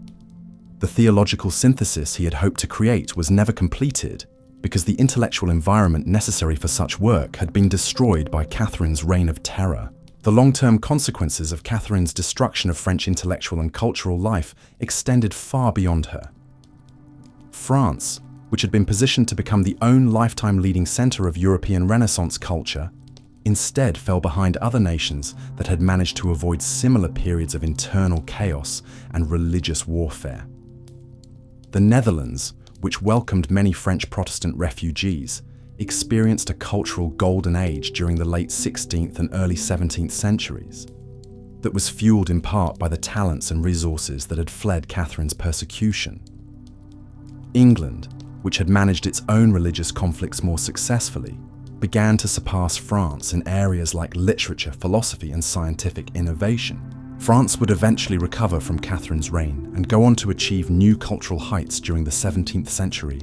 But the Renaissance momentum that had been building during the early 16th century was permanently lost. The kingdom that should have been leading European civilization instead spent decades rebuilding from the devastation that one woman's ruthless ambition had inflicted. Catherine's personal responsibility for this cultural catastrophe cannot be understated. She had inherited a kingdom that was well positioned to become the dominant force in European Renaissance culture, with established traditions of intellectual excellence, artistic innovation, and international influence. Through her deliberate choices, she transformed that inheritance into a legacy of violence, extremism, and civilizational decline. The woman who had dreamed of proving herself worthy of royal authority had instead demonstrated how quickly even the most sophisticated political systems could be destroyed by leaders who prioritized personal power over the common good.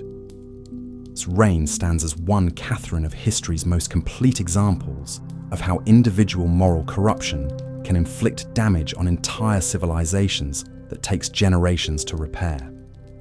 But even as Catherine's legacy of destruction became increasingly apparent during her final years, she remained convinced that her methods were not only justified, but necessary for protecting France from its enemies. Her correspondence from the 1580s shows no recognition of the role her own policies had played in creating the chaos that was consuming the kingdom she claimed to love. This capacity for self-deception was perhaps Catherine's most dangerous quality, and it helps explain how someone with such obvious intelligence and political skill could consistently make decisions that were so obviously self-destructive. She had created a psychological framework that allowed her to interpret any criticism of her methods as evidence of her enemies' unreasonable hatred, rather than legitimate concerns about her policies. Catherine's final letters to foreign rulers reveal a woman who genuinely believed she had been a successful monarch who had protected France from religious extremism and foreign domination. She seemed incapable of recognizing that the extremism and chaos that characterized her final years were largely the product of her own political choices, rather than external forces beyond her control.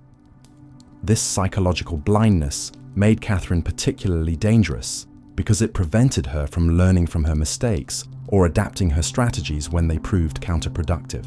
A ruler with normal capacity for self-reflection might have recognized that the St. Bartholomew's Day massacre had backfired and adjusted their approach accordingly. Catherine instead doubled down on violence and extremism because she couldn't acknowledge that her original strategy had been fundamentally flawed. The tragedy of Catherine's reign was not that she was incompetent or lacking in political skills. She was, by any objective measure, one of the most capable political operators of her era, with an impressive ability to analyze complex situations, develop sophisticated strategies, and implement her plans with remarkable attention to detail. Her failure was moral rather than intellectual, stemming from her complete inability to consider the human cost of her political ambitions. This combination of exceptional ability and moral blindness made Catherine far more dangerous than a simple tyrant or incompetent ruler would have been.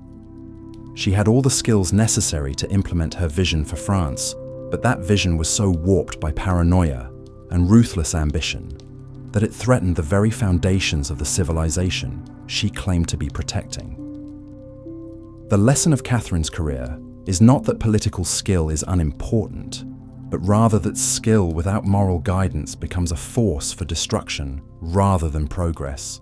Her story serves as a permanent reminder that the question facing every political leader is not whether they have the ability to gain and maintain power, but whether they have the wisdom and character to use that power in ways that actually serve their people's interests. Catherine de' Medici had answered that question through her actions, and the answer had poisoned everything she touched.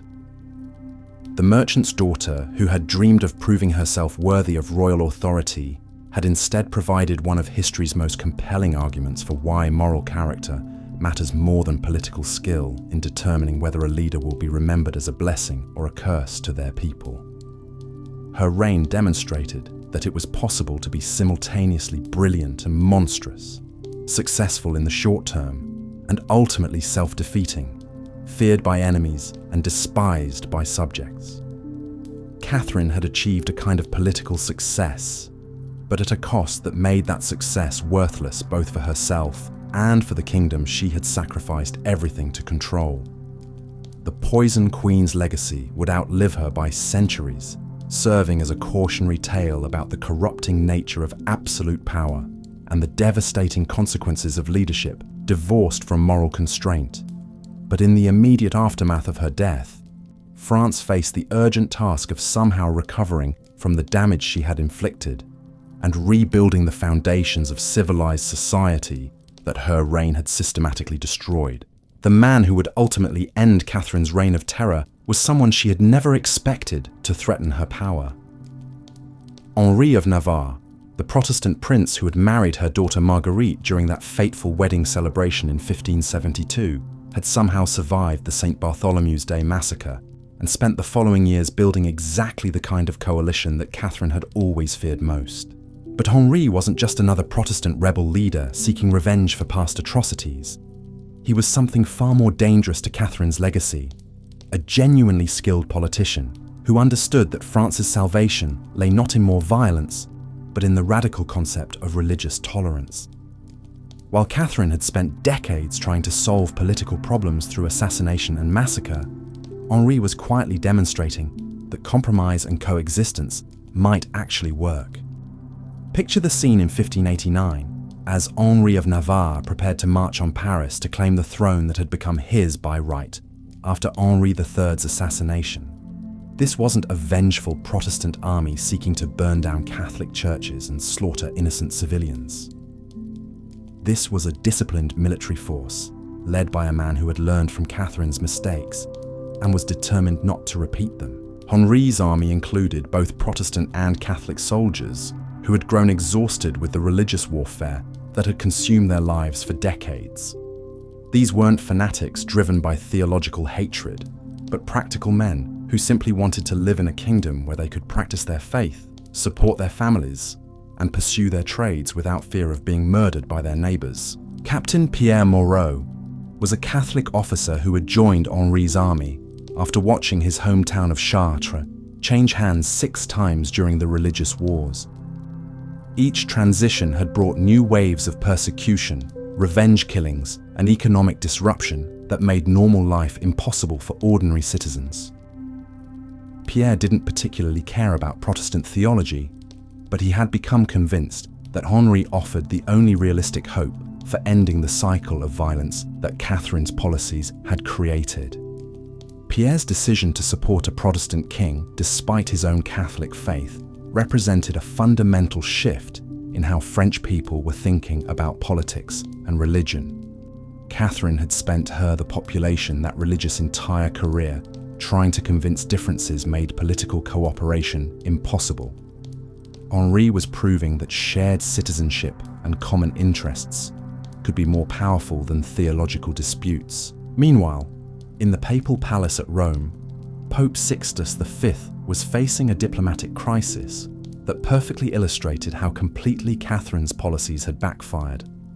The Pope had initially supported Catherine's persecution of French Protestants, believing that religious unity was essential for political stability. By 1589, he was watching Catholic League extremists threaten to tear apart the very Catholic monarchy that their persecution had been designed to protect. Cardinal Alessandro Peretti, the Pope's nephew and closest advisor, had been receiving increasingly alarming reports from France about the Catholic League's activities. These weren't the disciplined defenders of Catholic orthodoxy that Rome had expected to support. They were armed fanatics who seemed more interested in looting and settling personal scores than in advancing any coherent religious or political program. Alessandro's correspondence reveals his growing horror as he realized that Catherine's approach to religious conflict had created exactly the kind of chaos that undermined both royal authority and Catholic interests. The cardinal began secretly advising his uncle to consider supporting Henri of Navarre's claim to the French throne, even if it meant accepting a Protestant king, because the alternative seemed to be the complete collapse of organized government in France. This shift in papal thinking represented a devastating repudiation of everything Catherine had claimed to be fighting for.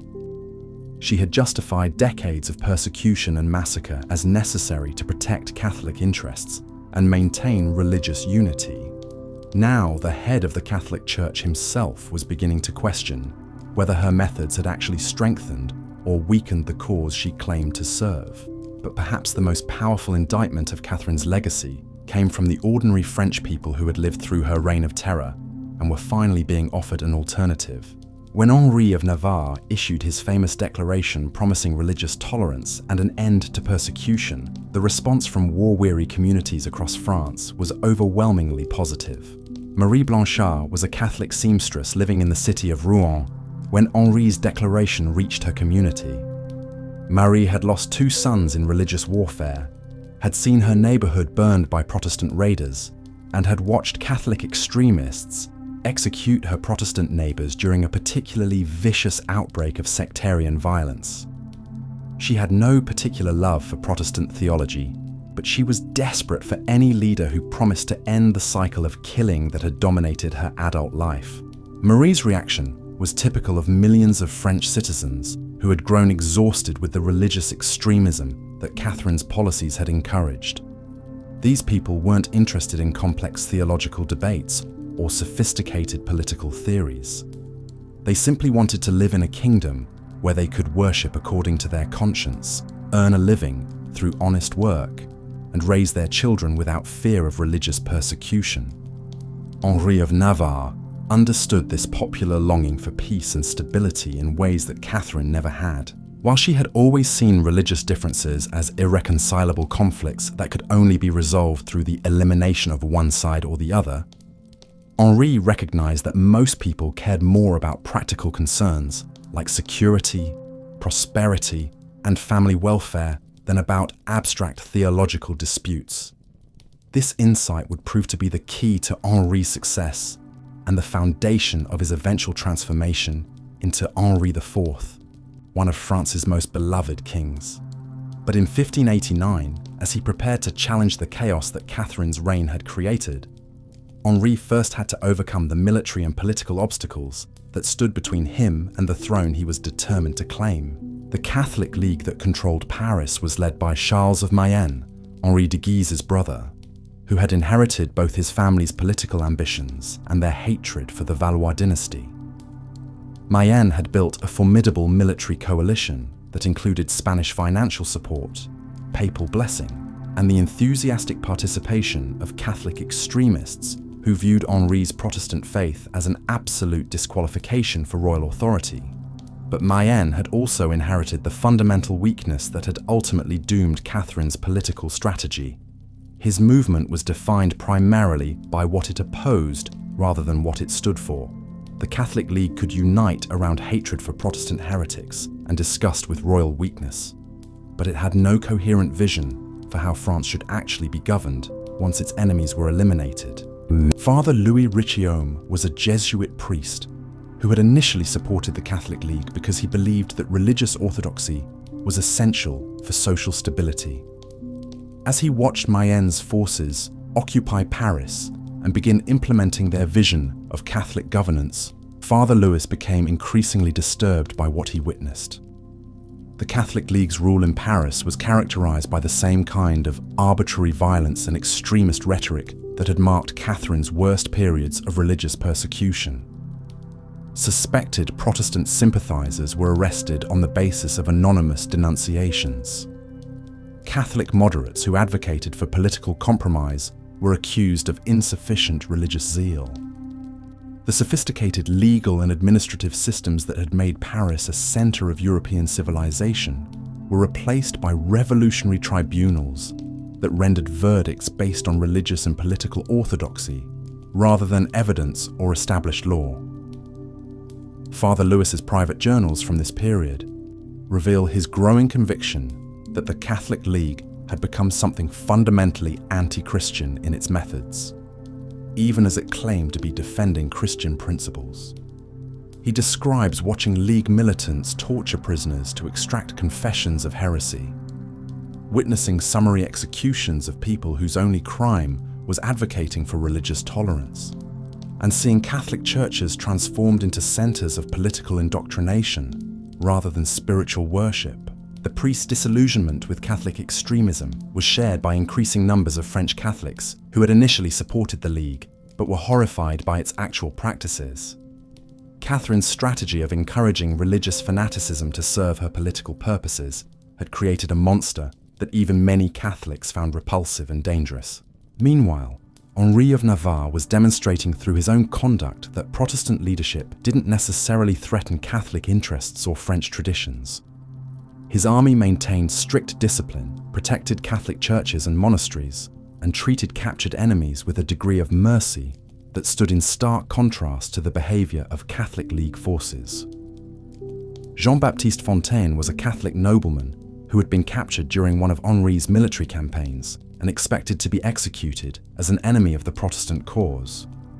Instead, he found himself treated as an honored prisoner of war, allowed to attend Catholic Mass, and eventually released without ransom as a gesture of goodwill toward Catholic communities that might be considering whether to support Henri's claim to the throne. Jean-Baptiste's experience convinced him that Henri represented a fundamentally different approach to political leadership than what France had experienced during Catherine's reign. This wasn't a ruler who saw political opponents as enemies to be eliminated, but someone who understood that lasting political success required building bridges between different communities rather than burning them down. The contrast between Henri's approach and Catherine's legacy became even more apparent when Henri issued his famous declaration that Paris is worth a mass. This wasn't just a cynical political calculation, though it was certainly that. It was also a demonstration of the kind of practical flexibility that Catherine had never possessed, and that France desperately needed if it was going to recover from decades of religious warfare. Henri's willingness to convert to Catholicism in order to unite the kingdom represented everything Catherine had claimed to want but had never been able to achieve. She had spent her entire career trying to create Catholic unity through persecution and violence. Henri accomplished the same goal through compromise and inclusion, demonstrating that her methods had been not just morally wrong, but strategically counterproductive.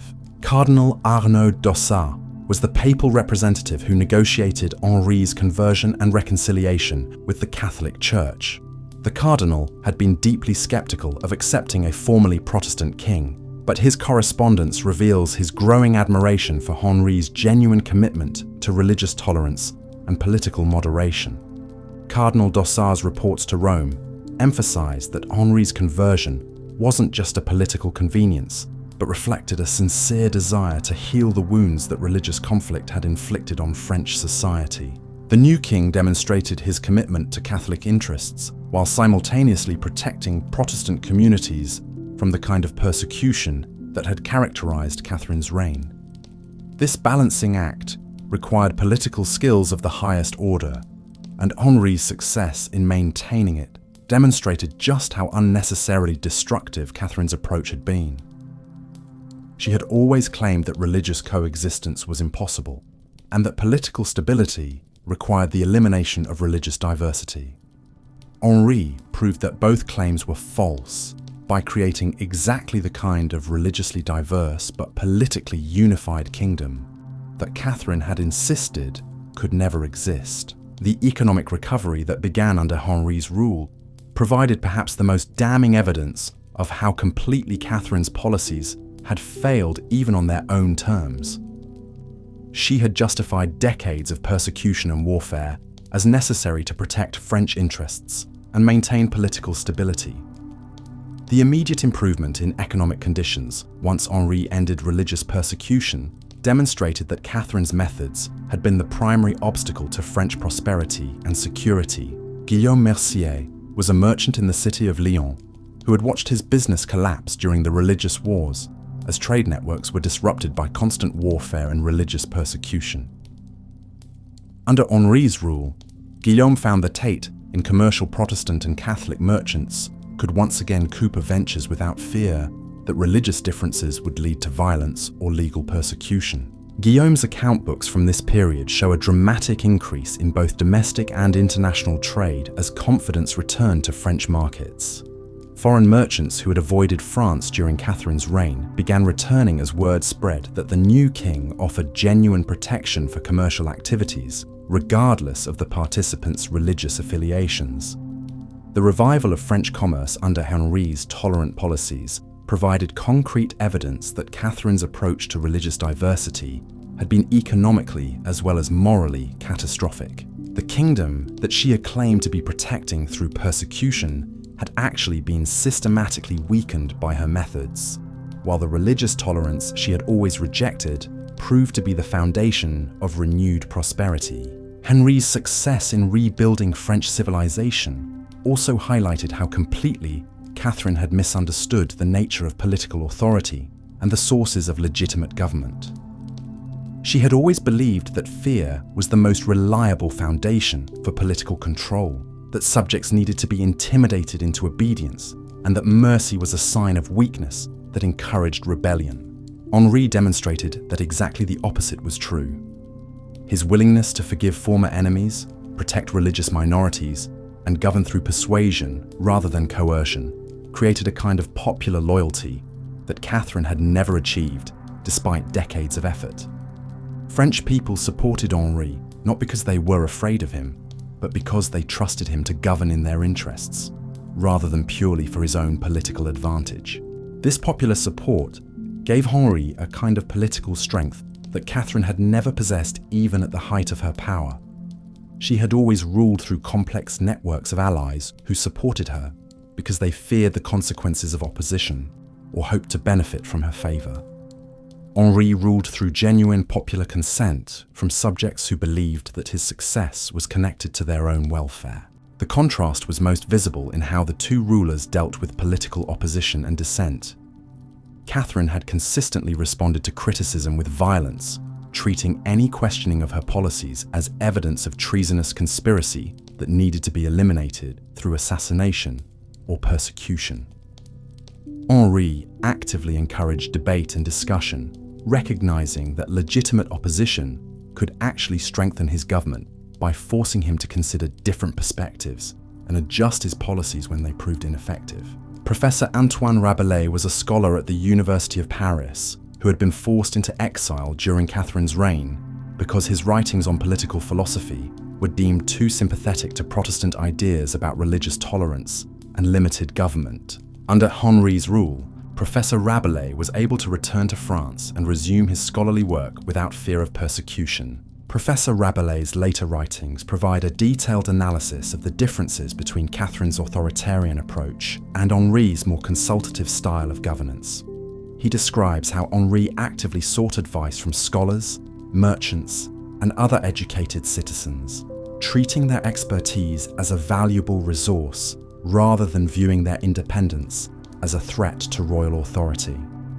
This willingness to listen to criticism and incorporate different perspectives into government policy represented a fundamental rejection of everything Catherine had believed about political leadership. She had always seen governance as a zero-sum competition where any limitation on royal authority represented a dangerous concession to potentially rebellious subjects. Henri understood that effective governance required building consensus and cooperation rather than simply imposing the in rebuilding French institutions' ruler's will through force. His success demonstrated that Catherine's authoritarian methods had been not just morally questionable, but practically counterproductive. The religious settlement that Henri negotiated through the Edict of Nantes in 1598 stands as perhaps the most complete repudiation of Catherine's entire approach to religious diversity, where she had insisted that religious unity could only be achieved through the elimination of religious minorities. Henri created a legal framework that protected both Catholic and Protestant communities while maintaining overall political unity. The edict granted French Protestants the right to worship freely in designated areas, hold public office, maintain their own schools and universities, and even garrison certain fortified cities for their protection. At the same time, it reaffirmed Catholicism as the official religion of France and guaranteed Catholic control over most public institutions. This compromise satisfied neither religious extremists on either side, but it created exactly the kind of stable, prosperous, and peaceful kingdom that Catherine had always claimed to be working toward.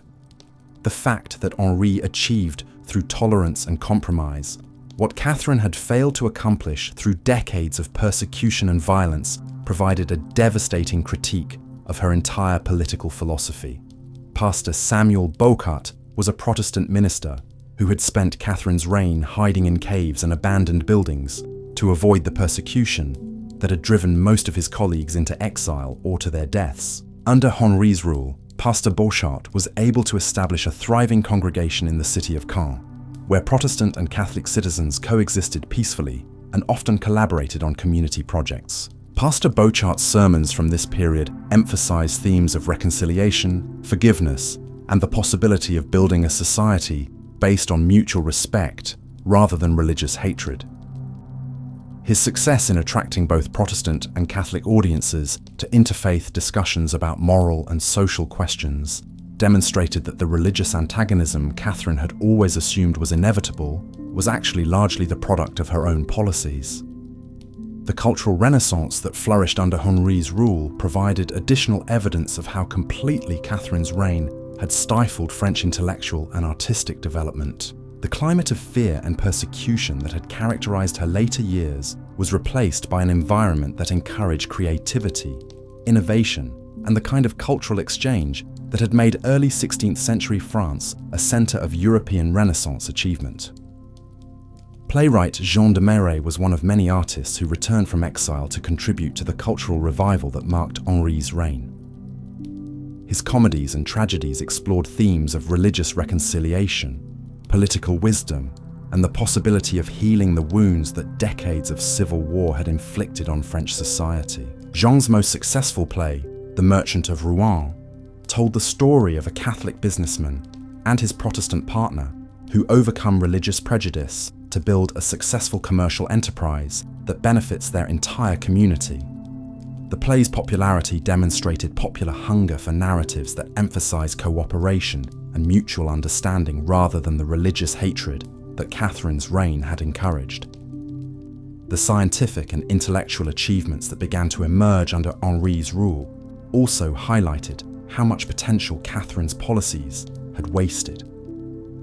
French scholars who had spent decades focused on basic survival or religious controversy were finally free to pursue the kind of innovative research that had characterized the early Renaissance period. Mathematician François Viète made groundbreaking contributions to algebra and trigonometry that established France as a leader in mathematical innovation.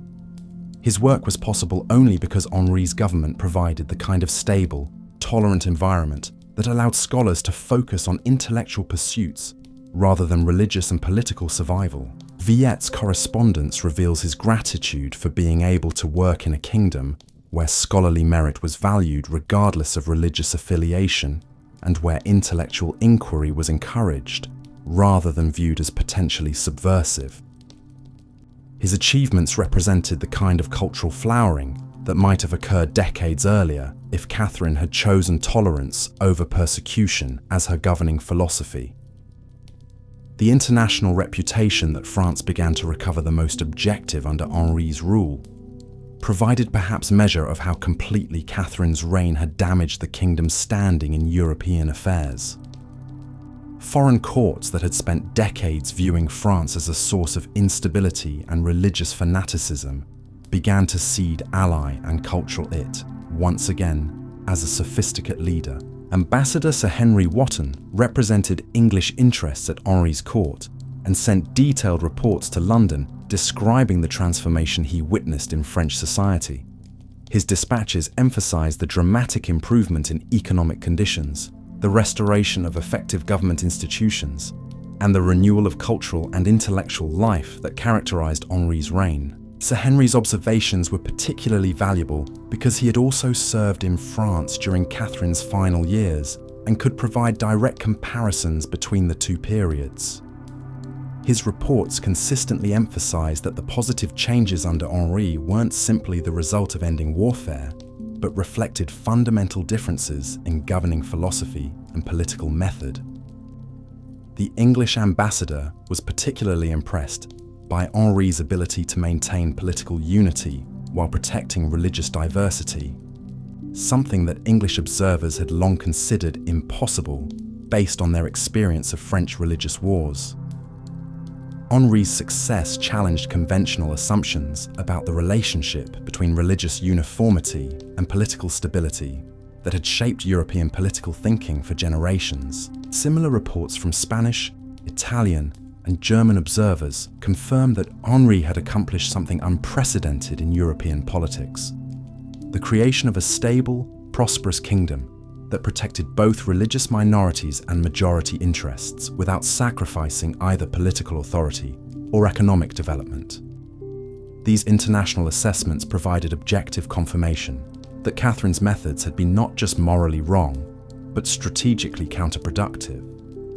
The kingdom she had weakened through decades of persecution and civil war was rapidly becoming stronger and more influential under a ruler who embraced the religious tolerance she had always rejected.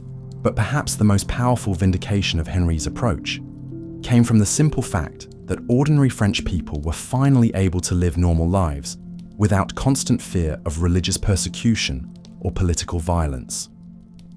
Families that had been separated by religious warfare were reunited.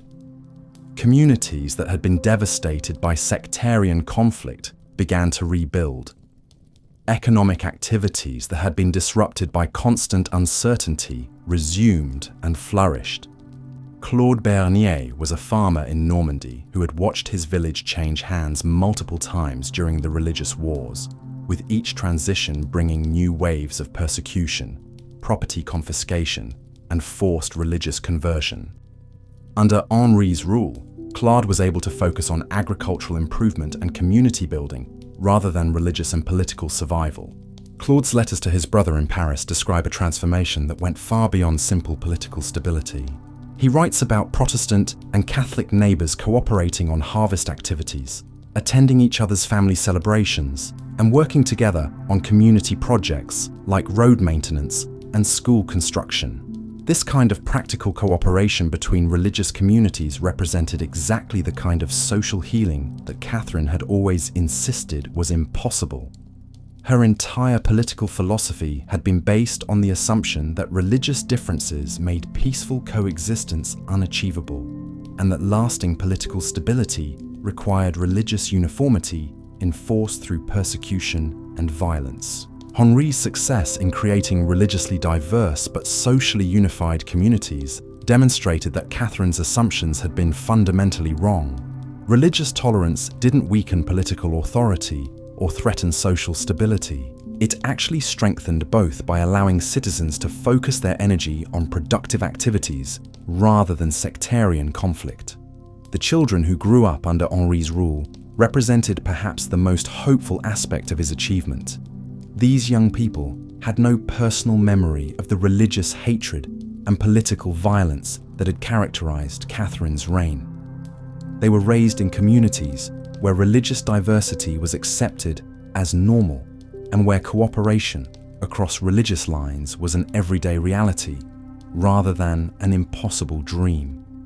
Marie-Jeanne Dubois was born in 1595, 7 years after Henri became king.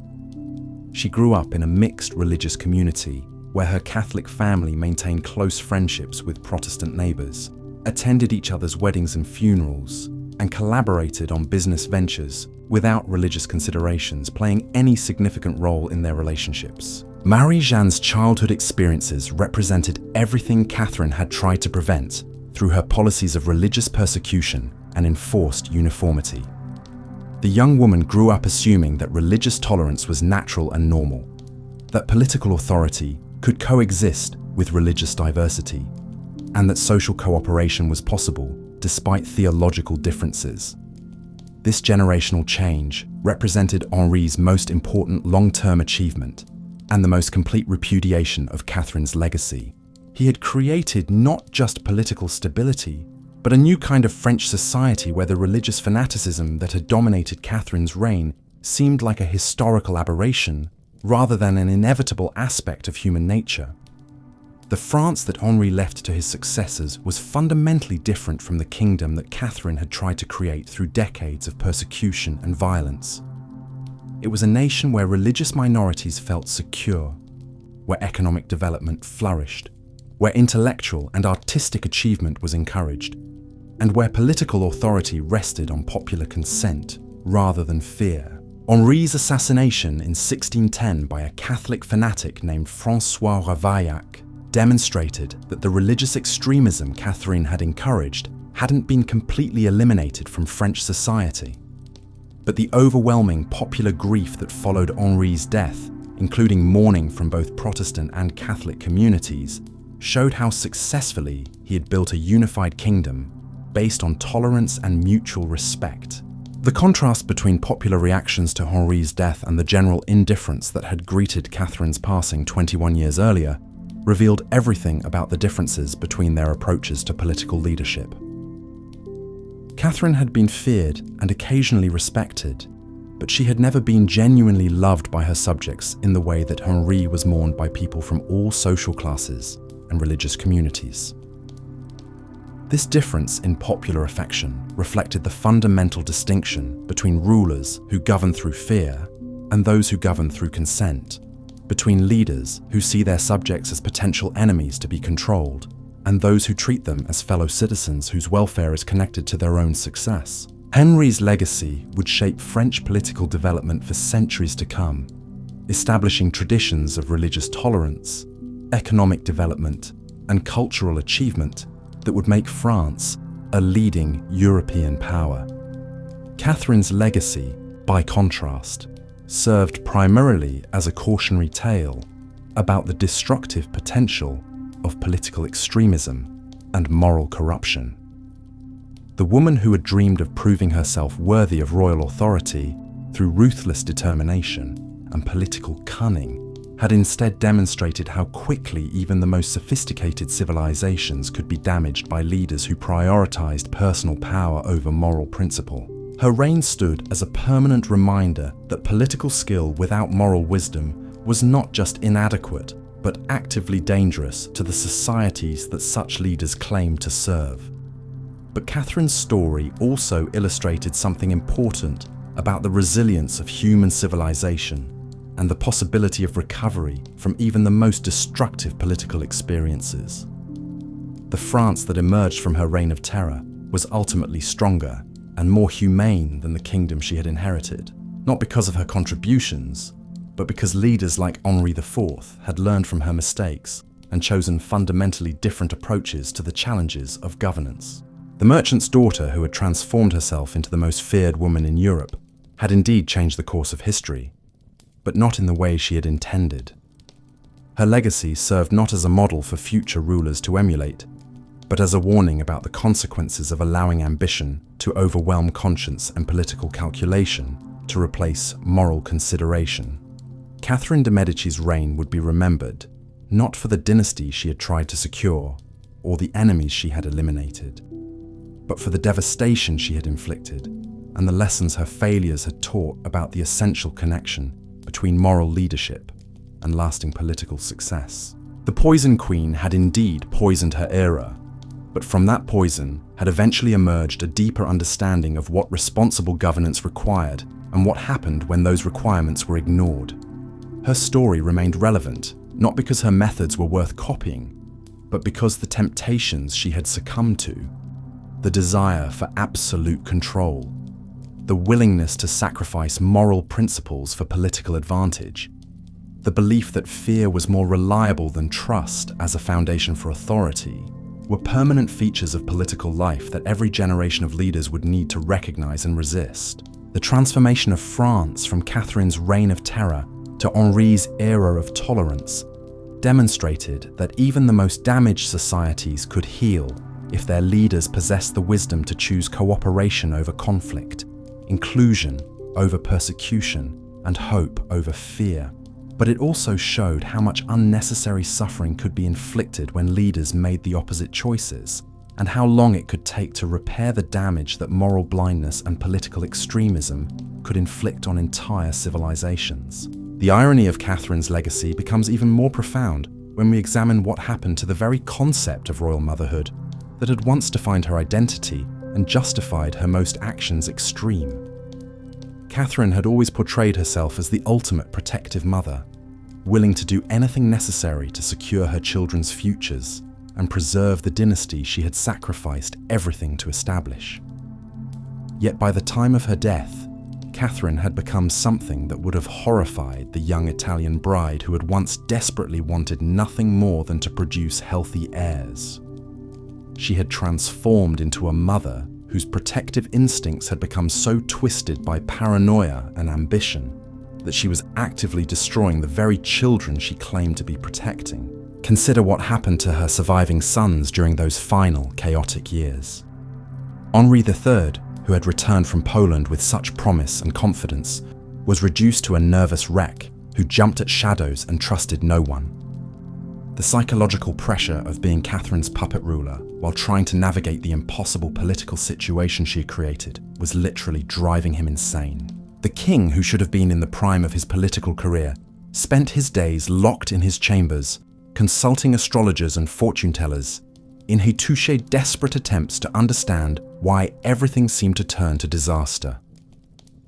Henri's courtiers reported that he would sometimes spend entire nights pacing his rooms, muttering about the ghosts of massacre victims and the curse that seemed to follow his family wherever they went. But perhaps the most tragic victim of Catherine's twisted maternal protection was her daughter Marguerite, whose marriage to Henri of Navarre had been the centerpiece of the trap that led to the St. Bartholomew's Day massacre. Marguerite found herself caught between her mother's political schemes and her husband's Protestant cause, trusted by neither side and used by both as a pawn in games she had never wanted to play. Princess Marguerite's personal letters from this period reveal a young woman who had been completely destroyed by her role in her mother's political machinations. She writes about the guilt of knowing that her wedding celebration had been used to lure thousands of innocent people to their deaths, about the shame of being married to a man her mother considered an enemy, and about the constant fear that she herself might become expendable if Catherine's political calculations changed. Marguerite spent her final years as a virtual prisoner in various castles, abandoned by her husband, despised by Catholic extremists who saw her as tainted by Protestant association, and viewed by her own mother as a political liability whose continued existence created more problems than it solved. The daughter Catherine had once hoped would strengthen royal alliances through marriage became instead another casualty of the destructive political environment her mother had created. Even Catherine's relationship with her grandchildren was poisoned by the legacy of violence and extremism that defined her reign. These young people grew up in a court where assassination was a routine political tool, where religious hatred was encouraged as patriotic duty, and where moral considerations were consistently subordinated to political advantage. Prince Louis, Catherine's grandson, through her daughter Elizabeth, spent his childhood watching adults debate which of his relatives deserved to be murdered for political reasons. The boy who should have been learning statecraft and diplomacy was instead being educated in the fine points of organizing massacres and the proper techniques for eliminating political opponents without creating diplomatic complications. Louis's tutors reported that the prince showed disturbing signs of psychological damage from his exposure to the court environment Catherine had created. He displayed unusual cruelty toward animals, seemed to enjoy hearing about violent incidents, and showed no capacity for empathy or moral reasoning. Catherine had created a family environment so toxic that it was literally producing sociopaths in the next generation. The international diplomatic consequences of Catherine's reign provide another lens through which to understand she had always complete failure of her political project justified her extreme methods by claiming they were necessary to protect French interests and maintain the kingdom's position as a major European power. By the time of her death, France had become essentially a failed state, that other European powers were actively planning to partition among themselves.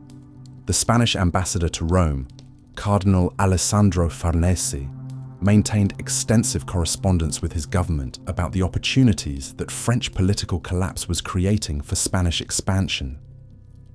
His letters revealed detailed discussions about which French territories Spain should claim once the kingdom finally disintegrated completely, which French nobles might be willing to accept Spanish patronage in exchange for local autonomy, and how Spanish influence could be extended throughout former French territories. Cardinal Farnese's analysis was particularly damaging because it came from someone who had initially supported Catherine's persecution of French Protestants. The cardinal had believed that religious unity would strengthen France and make it a more reliable ally for Catholic powers. By the 1580s, he was reporting to Madrid that Catherine's methods had made France so weak and chaotic that it no longer qualified as a serious European power. Similar assessments were being made in London, where English officials were discussing how to take advantage of French weakness to expand English influence in areas where the two kingdoms had traditionally competed. Sir Francis Walsingham, Elizabeth I's principal secretary, maintained a network of agents throughout France who reported on the continuing deterioration of royal authority and the growing possibility that the kingdom might simply cease to exist as a unified political entity. These English intelligence reports provide fascinating insights into how completely Catherine's reign had damaged France's international reputation. English agents described a kingdom where central government had essentially ceased to function, where local strongmen controlled territory through pure military force, and where ordinary citizens had lost all confidence in the possibility of effective political leadership. The economic data from this period tells an equally devastating story about the practical consequences of Catherine's political choices. Tax revenues that had once funded one of Europe's most sophisticated administrative systems had fallen to levels that made basic government operations impossible. The commercial networks that had made France wealthy were disrupted by constant warfare and religious persecution. Agricultural productivity had declined as farming communities were repeatedly devastated by military campaigns. Jean-Baptiste Mercier was a royal tax collector in the province of Burgundy who maintained detailed records of his attempts to gather revenue for Catherine's government during her final years. His account books reveal the complete collapse of the fiscal system that had once been the foundation of French royal power. Mercier's records show that by 1588, he was able to collect less than 20% of the taxes that had been route 80% was lostinely gathered just a decade earlier, the remaining to a combination of factors directly traceable to Catherine's policies.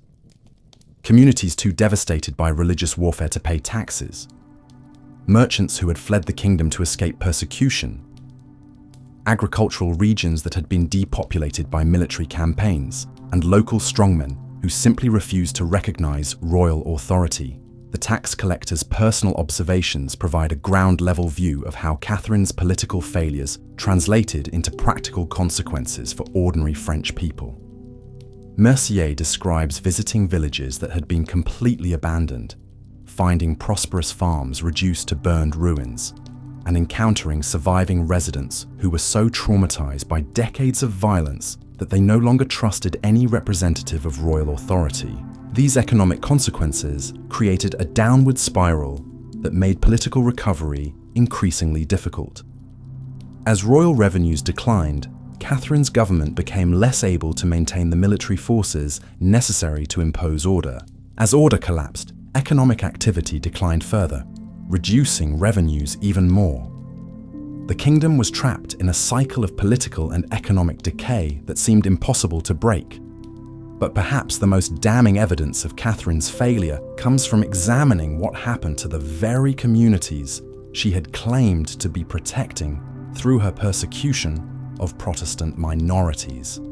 French Catholic communities that had initially supported religious persecution as necessary for their own security found themselves increasingly victimized by the climate of violence and extremism that Catherine's policies had created. The city of Toulouse provides a particularly clear example of how Catherine's approach to religious conflict ultimately harmed the Catholic communities it was supposed to protect. Toulouse had been a center of Catholic orthodoxy, where Protestant minorities had faced discrimination and occasional violence even before Catherine's reign began. Local Catholic leaders had enthusiastically supported her escalation of religious persecution, believing it would strengthen their community's position. Father Michel Carrière was the prior of Saint-Cernin Abbey in Toulouse, and his correspondence reveals how completely Catholic expectations about religious persecution had proven wrong. Instead of strengthening Catholic unity and security, Catherine's policies had created an environment where Catholic extremists competed with each other for ideological purity, often targeting fellow Catholics who were deemed insufficiently zealous. Father Carrière describes watching his own religious community tear itself apart as different factions accused each other of secret Protestant sympathies, insufficient commitment to religious warfare, or excessive willingness to compromise with political moderates. The abbey that had once been a center of scholarly religious discussion became a battleground where monks spent more time denouncing each other than studying scripture or serving their community. The economic consequences for Catholic communities were equally devastating. Toulouse's economy had been built on trade relationships that included Protestant merchants from other regions of France and Protestant trading partners in foreign countries. Catherine's persecution destroyed these commercial networks, leaving even Catholic merchants impoverished and unable to maintain the charitable and religious institutions that had been central to their community identity. Guillaume Navarre was a Catholic cloth merchant in Toulouse who had initially supported religious persecution because he believed it would eliminate Protestant competition for his business. By 1585, Guillaume was writing desperate letters to relatives in other cities, describing how the destruction of trade networks had made his profession impossible, regardless of religious considerations. Guillaume's business records show the practical consequences of Catherine's policies for ordinary Catholic families. The merchant, who had once employed oft multiple charitable institutions, was reduced to subs workers and subsistence-level trading that barely supported his own family. The Catholic community that persecution was supposed to strengthen had been economically devastated by the very policies intended to protect it. Similar stories played out in Catholic communities throughout France, revealing how completely Catherine had misunderstood the interconnected nature of French society and economy. Her assumption that Catholics could benefit from Protestant persecution ignored the reality that French communities were economically and socially integrated in ways that made it impossible to harm one religious group without damaging the entire social fabric. The intellectual consequences of Catherine's reign were equally devastating for French Catholic institutions that had once been centers of European learning and theological scholarship. The University of Paris, which had been one of Europe's most prestigious centers of Catholic intellectual life, was transformed into something resembling a propaganda factory where scholarship was subordinated to political and religious orthodoxy. Professor Thomas Bricot had been a respected theologian at the Sorbonne, known for his sophisticated commentaries on medieval philosophy and his efforts to engage intellectually with the theological questions raised by Protestant reformers. During Catherine's reign, Professor Bricot was forced to abandon this scholarly work in favor of producing inflammatory pamphlets that portrayed Protestants as demonic enemies, deserving extermination. Professor Bricot's private journals reveal his despair at watching the intellectual tradition he had devoted his life to serving degenerate into crude propaganda. He describes the shame of being forced to teach students to hate rather than think, the frustration of being unable to pursue genuine theological inquiry, and the growing conviction that Catherine's policies were fundamentally anti-intellectual and therefore anti-Christian. The professor's experience was typical of Catholic intellectuals throughout France, who found their scholarly pursuits corrupted by the demands of religious warfare. Libraries that had been centers of learning were purged of books deemed potentially heretical. Universities that had encouraged theological debate became centers of indoctrination. The sophisticated Catholic intellectual tradition that had been one of France's greatest cultural achievements was systematically destroyed by the very government that claimed to be protecting it. Meanwhile, the Protestant communities that survived Catherine's persecution were developing exactly the kinds of intellectual and cultural institutions that French Catholic institutions were losing. Huguenot academies in cities like La Rochelle and Montauban became centers of innovative education that emphasized critical thinking, scientific inquiry, and the kind of theological scholarship that French Catholic institutions had abandoned. Pastor Jean de Sponde was a Protestant minister and scholar who had fled France during the worst periods of persecution, but maintained correspondence with friends in both Protestant and Catholic communities. His letters provide a unique perspective on how religious persecution was actually strengthening Protestant intellectual life while weakening Catholic scholarship. Pastor de Sponde describes how Protestant communities in exile had been forced to develop sophisticated theological arguments to defend their beliefs against Catholic attacks, while Catholic institutions had become intellectually lazy because they could rely on government persecution rather than scholarly argument to maintain their position. The persecution that was supposed to eliminate Protestant intellectual challenges had actually made Protestant scholarship more rigorous while making Catholic scholarship more superficial. This intellectual reversal represented another way in which Catherine's policies had achieved the opposite of their intended effects. Instead of strengthening Catholic intellectual dominance, religious persecution had created conditions where Protestant communities were producing more innovative and sophisticated theological work than their Catholic counterparts. The long-term consequences of this intellectual damage extended far beyond Catherine's lifetime.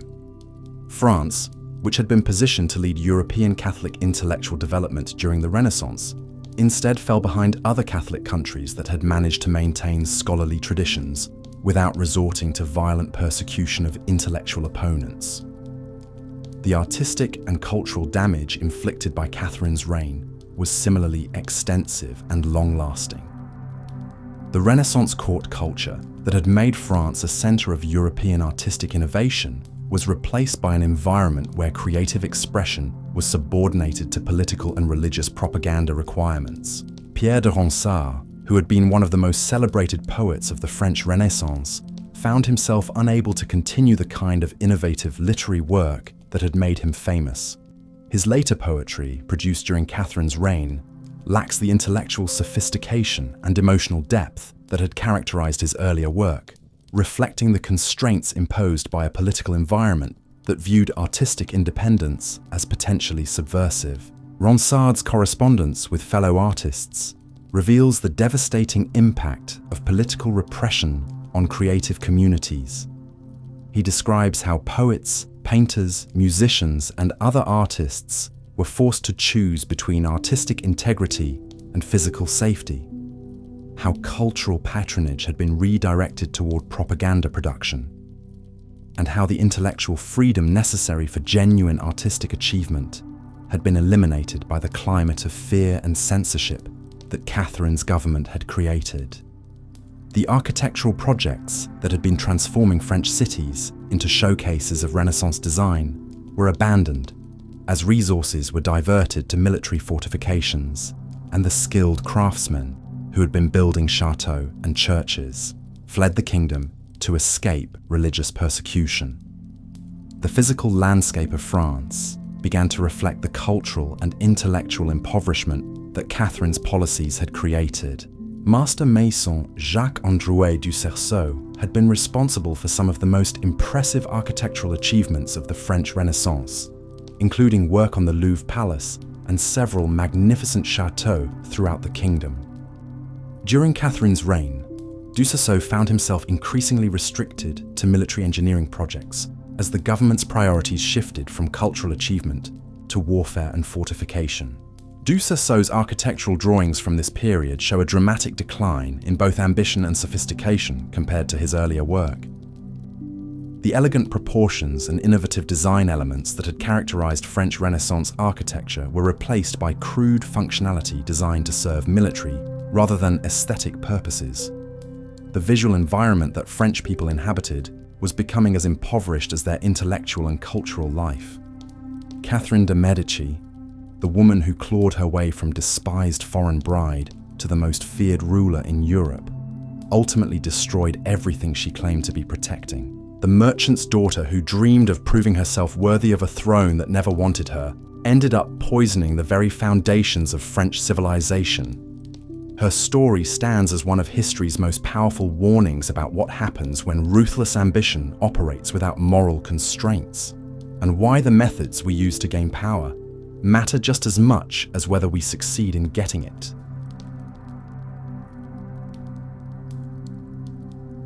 And now, the story ends.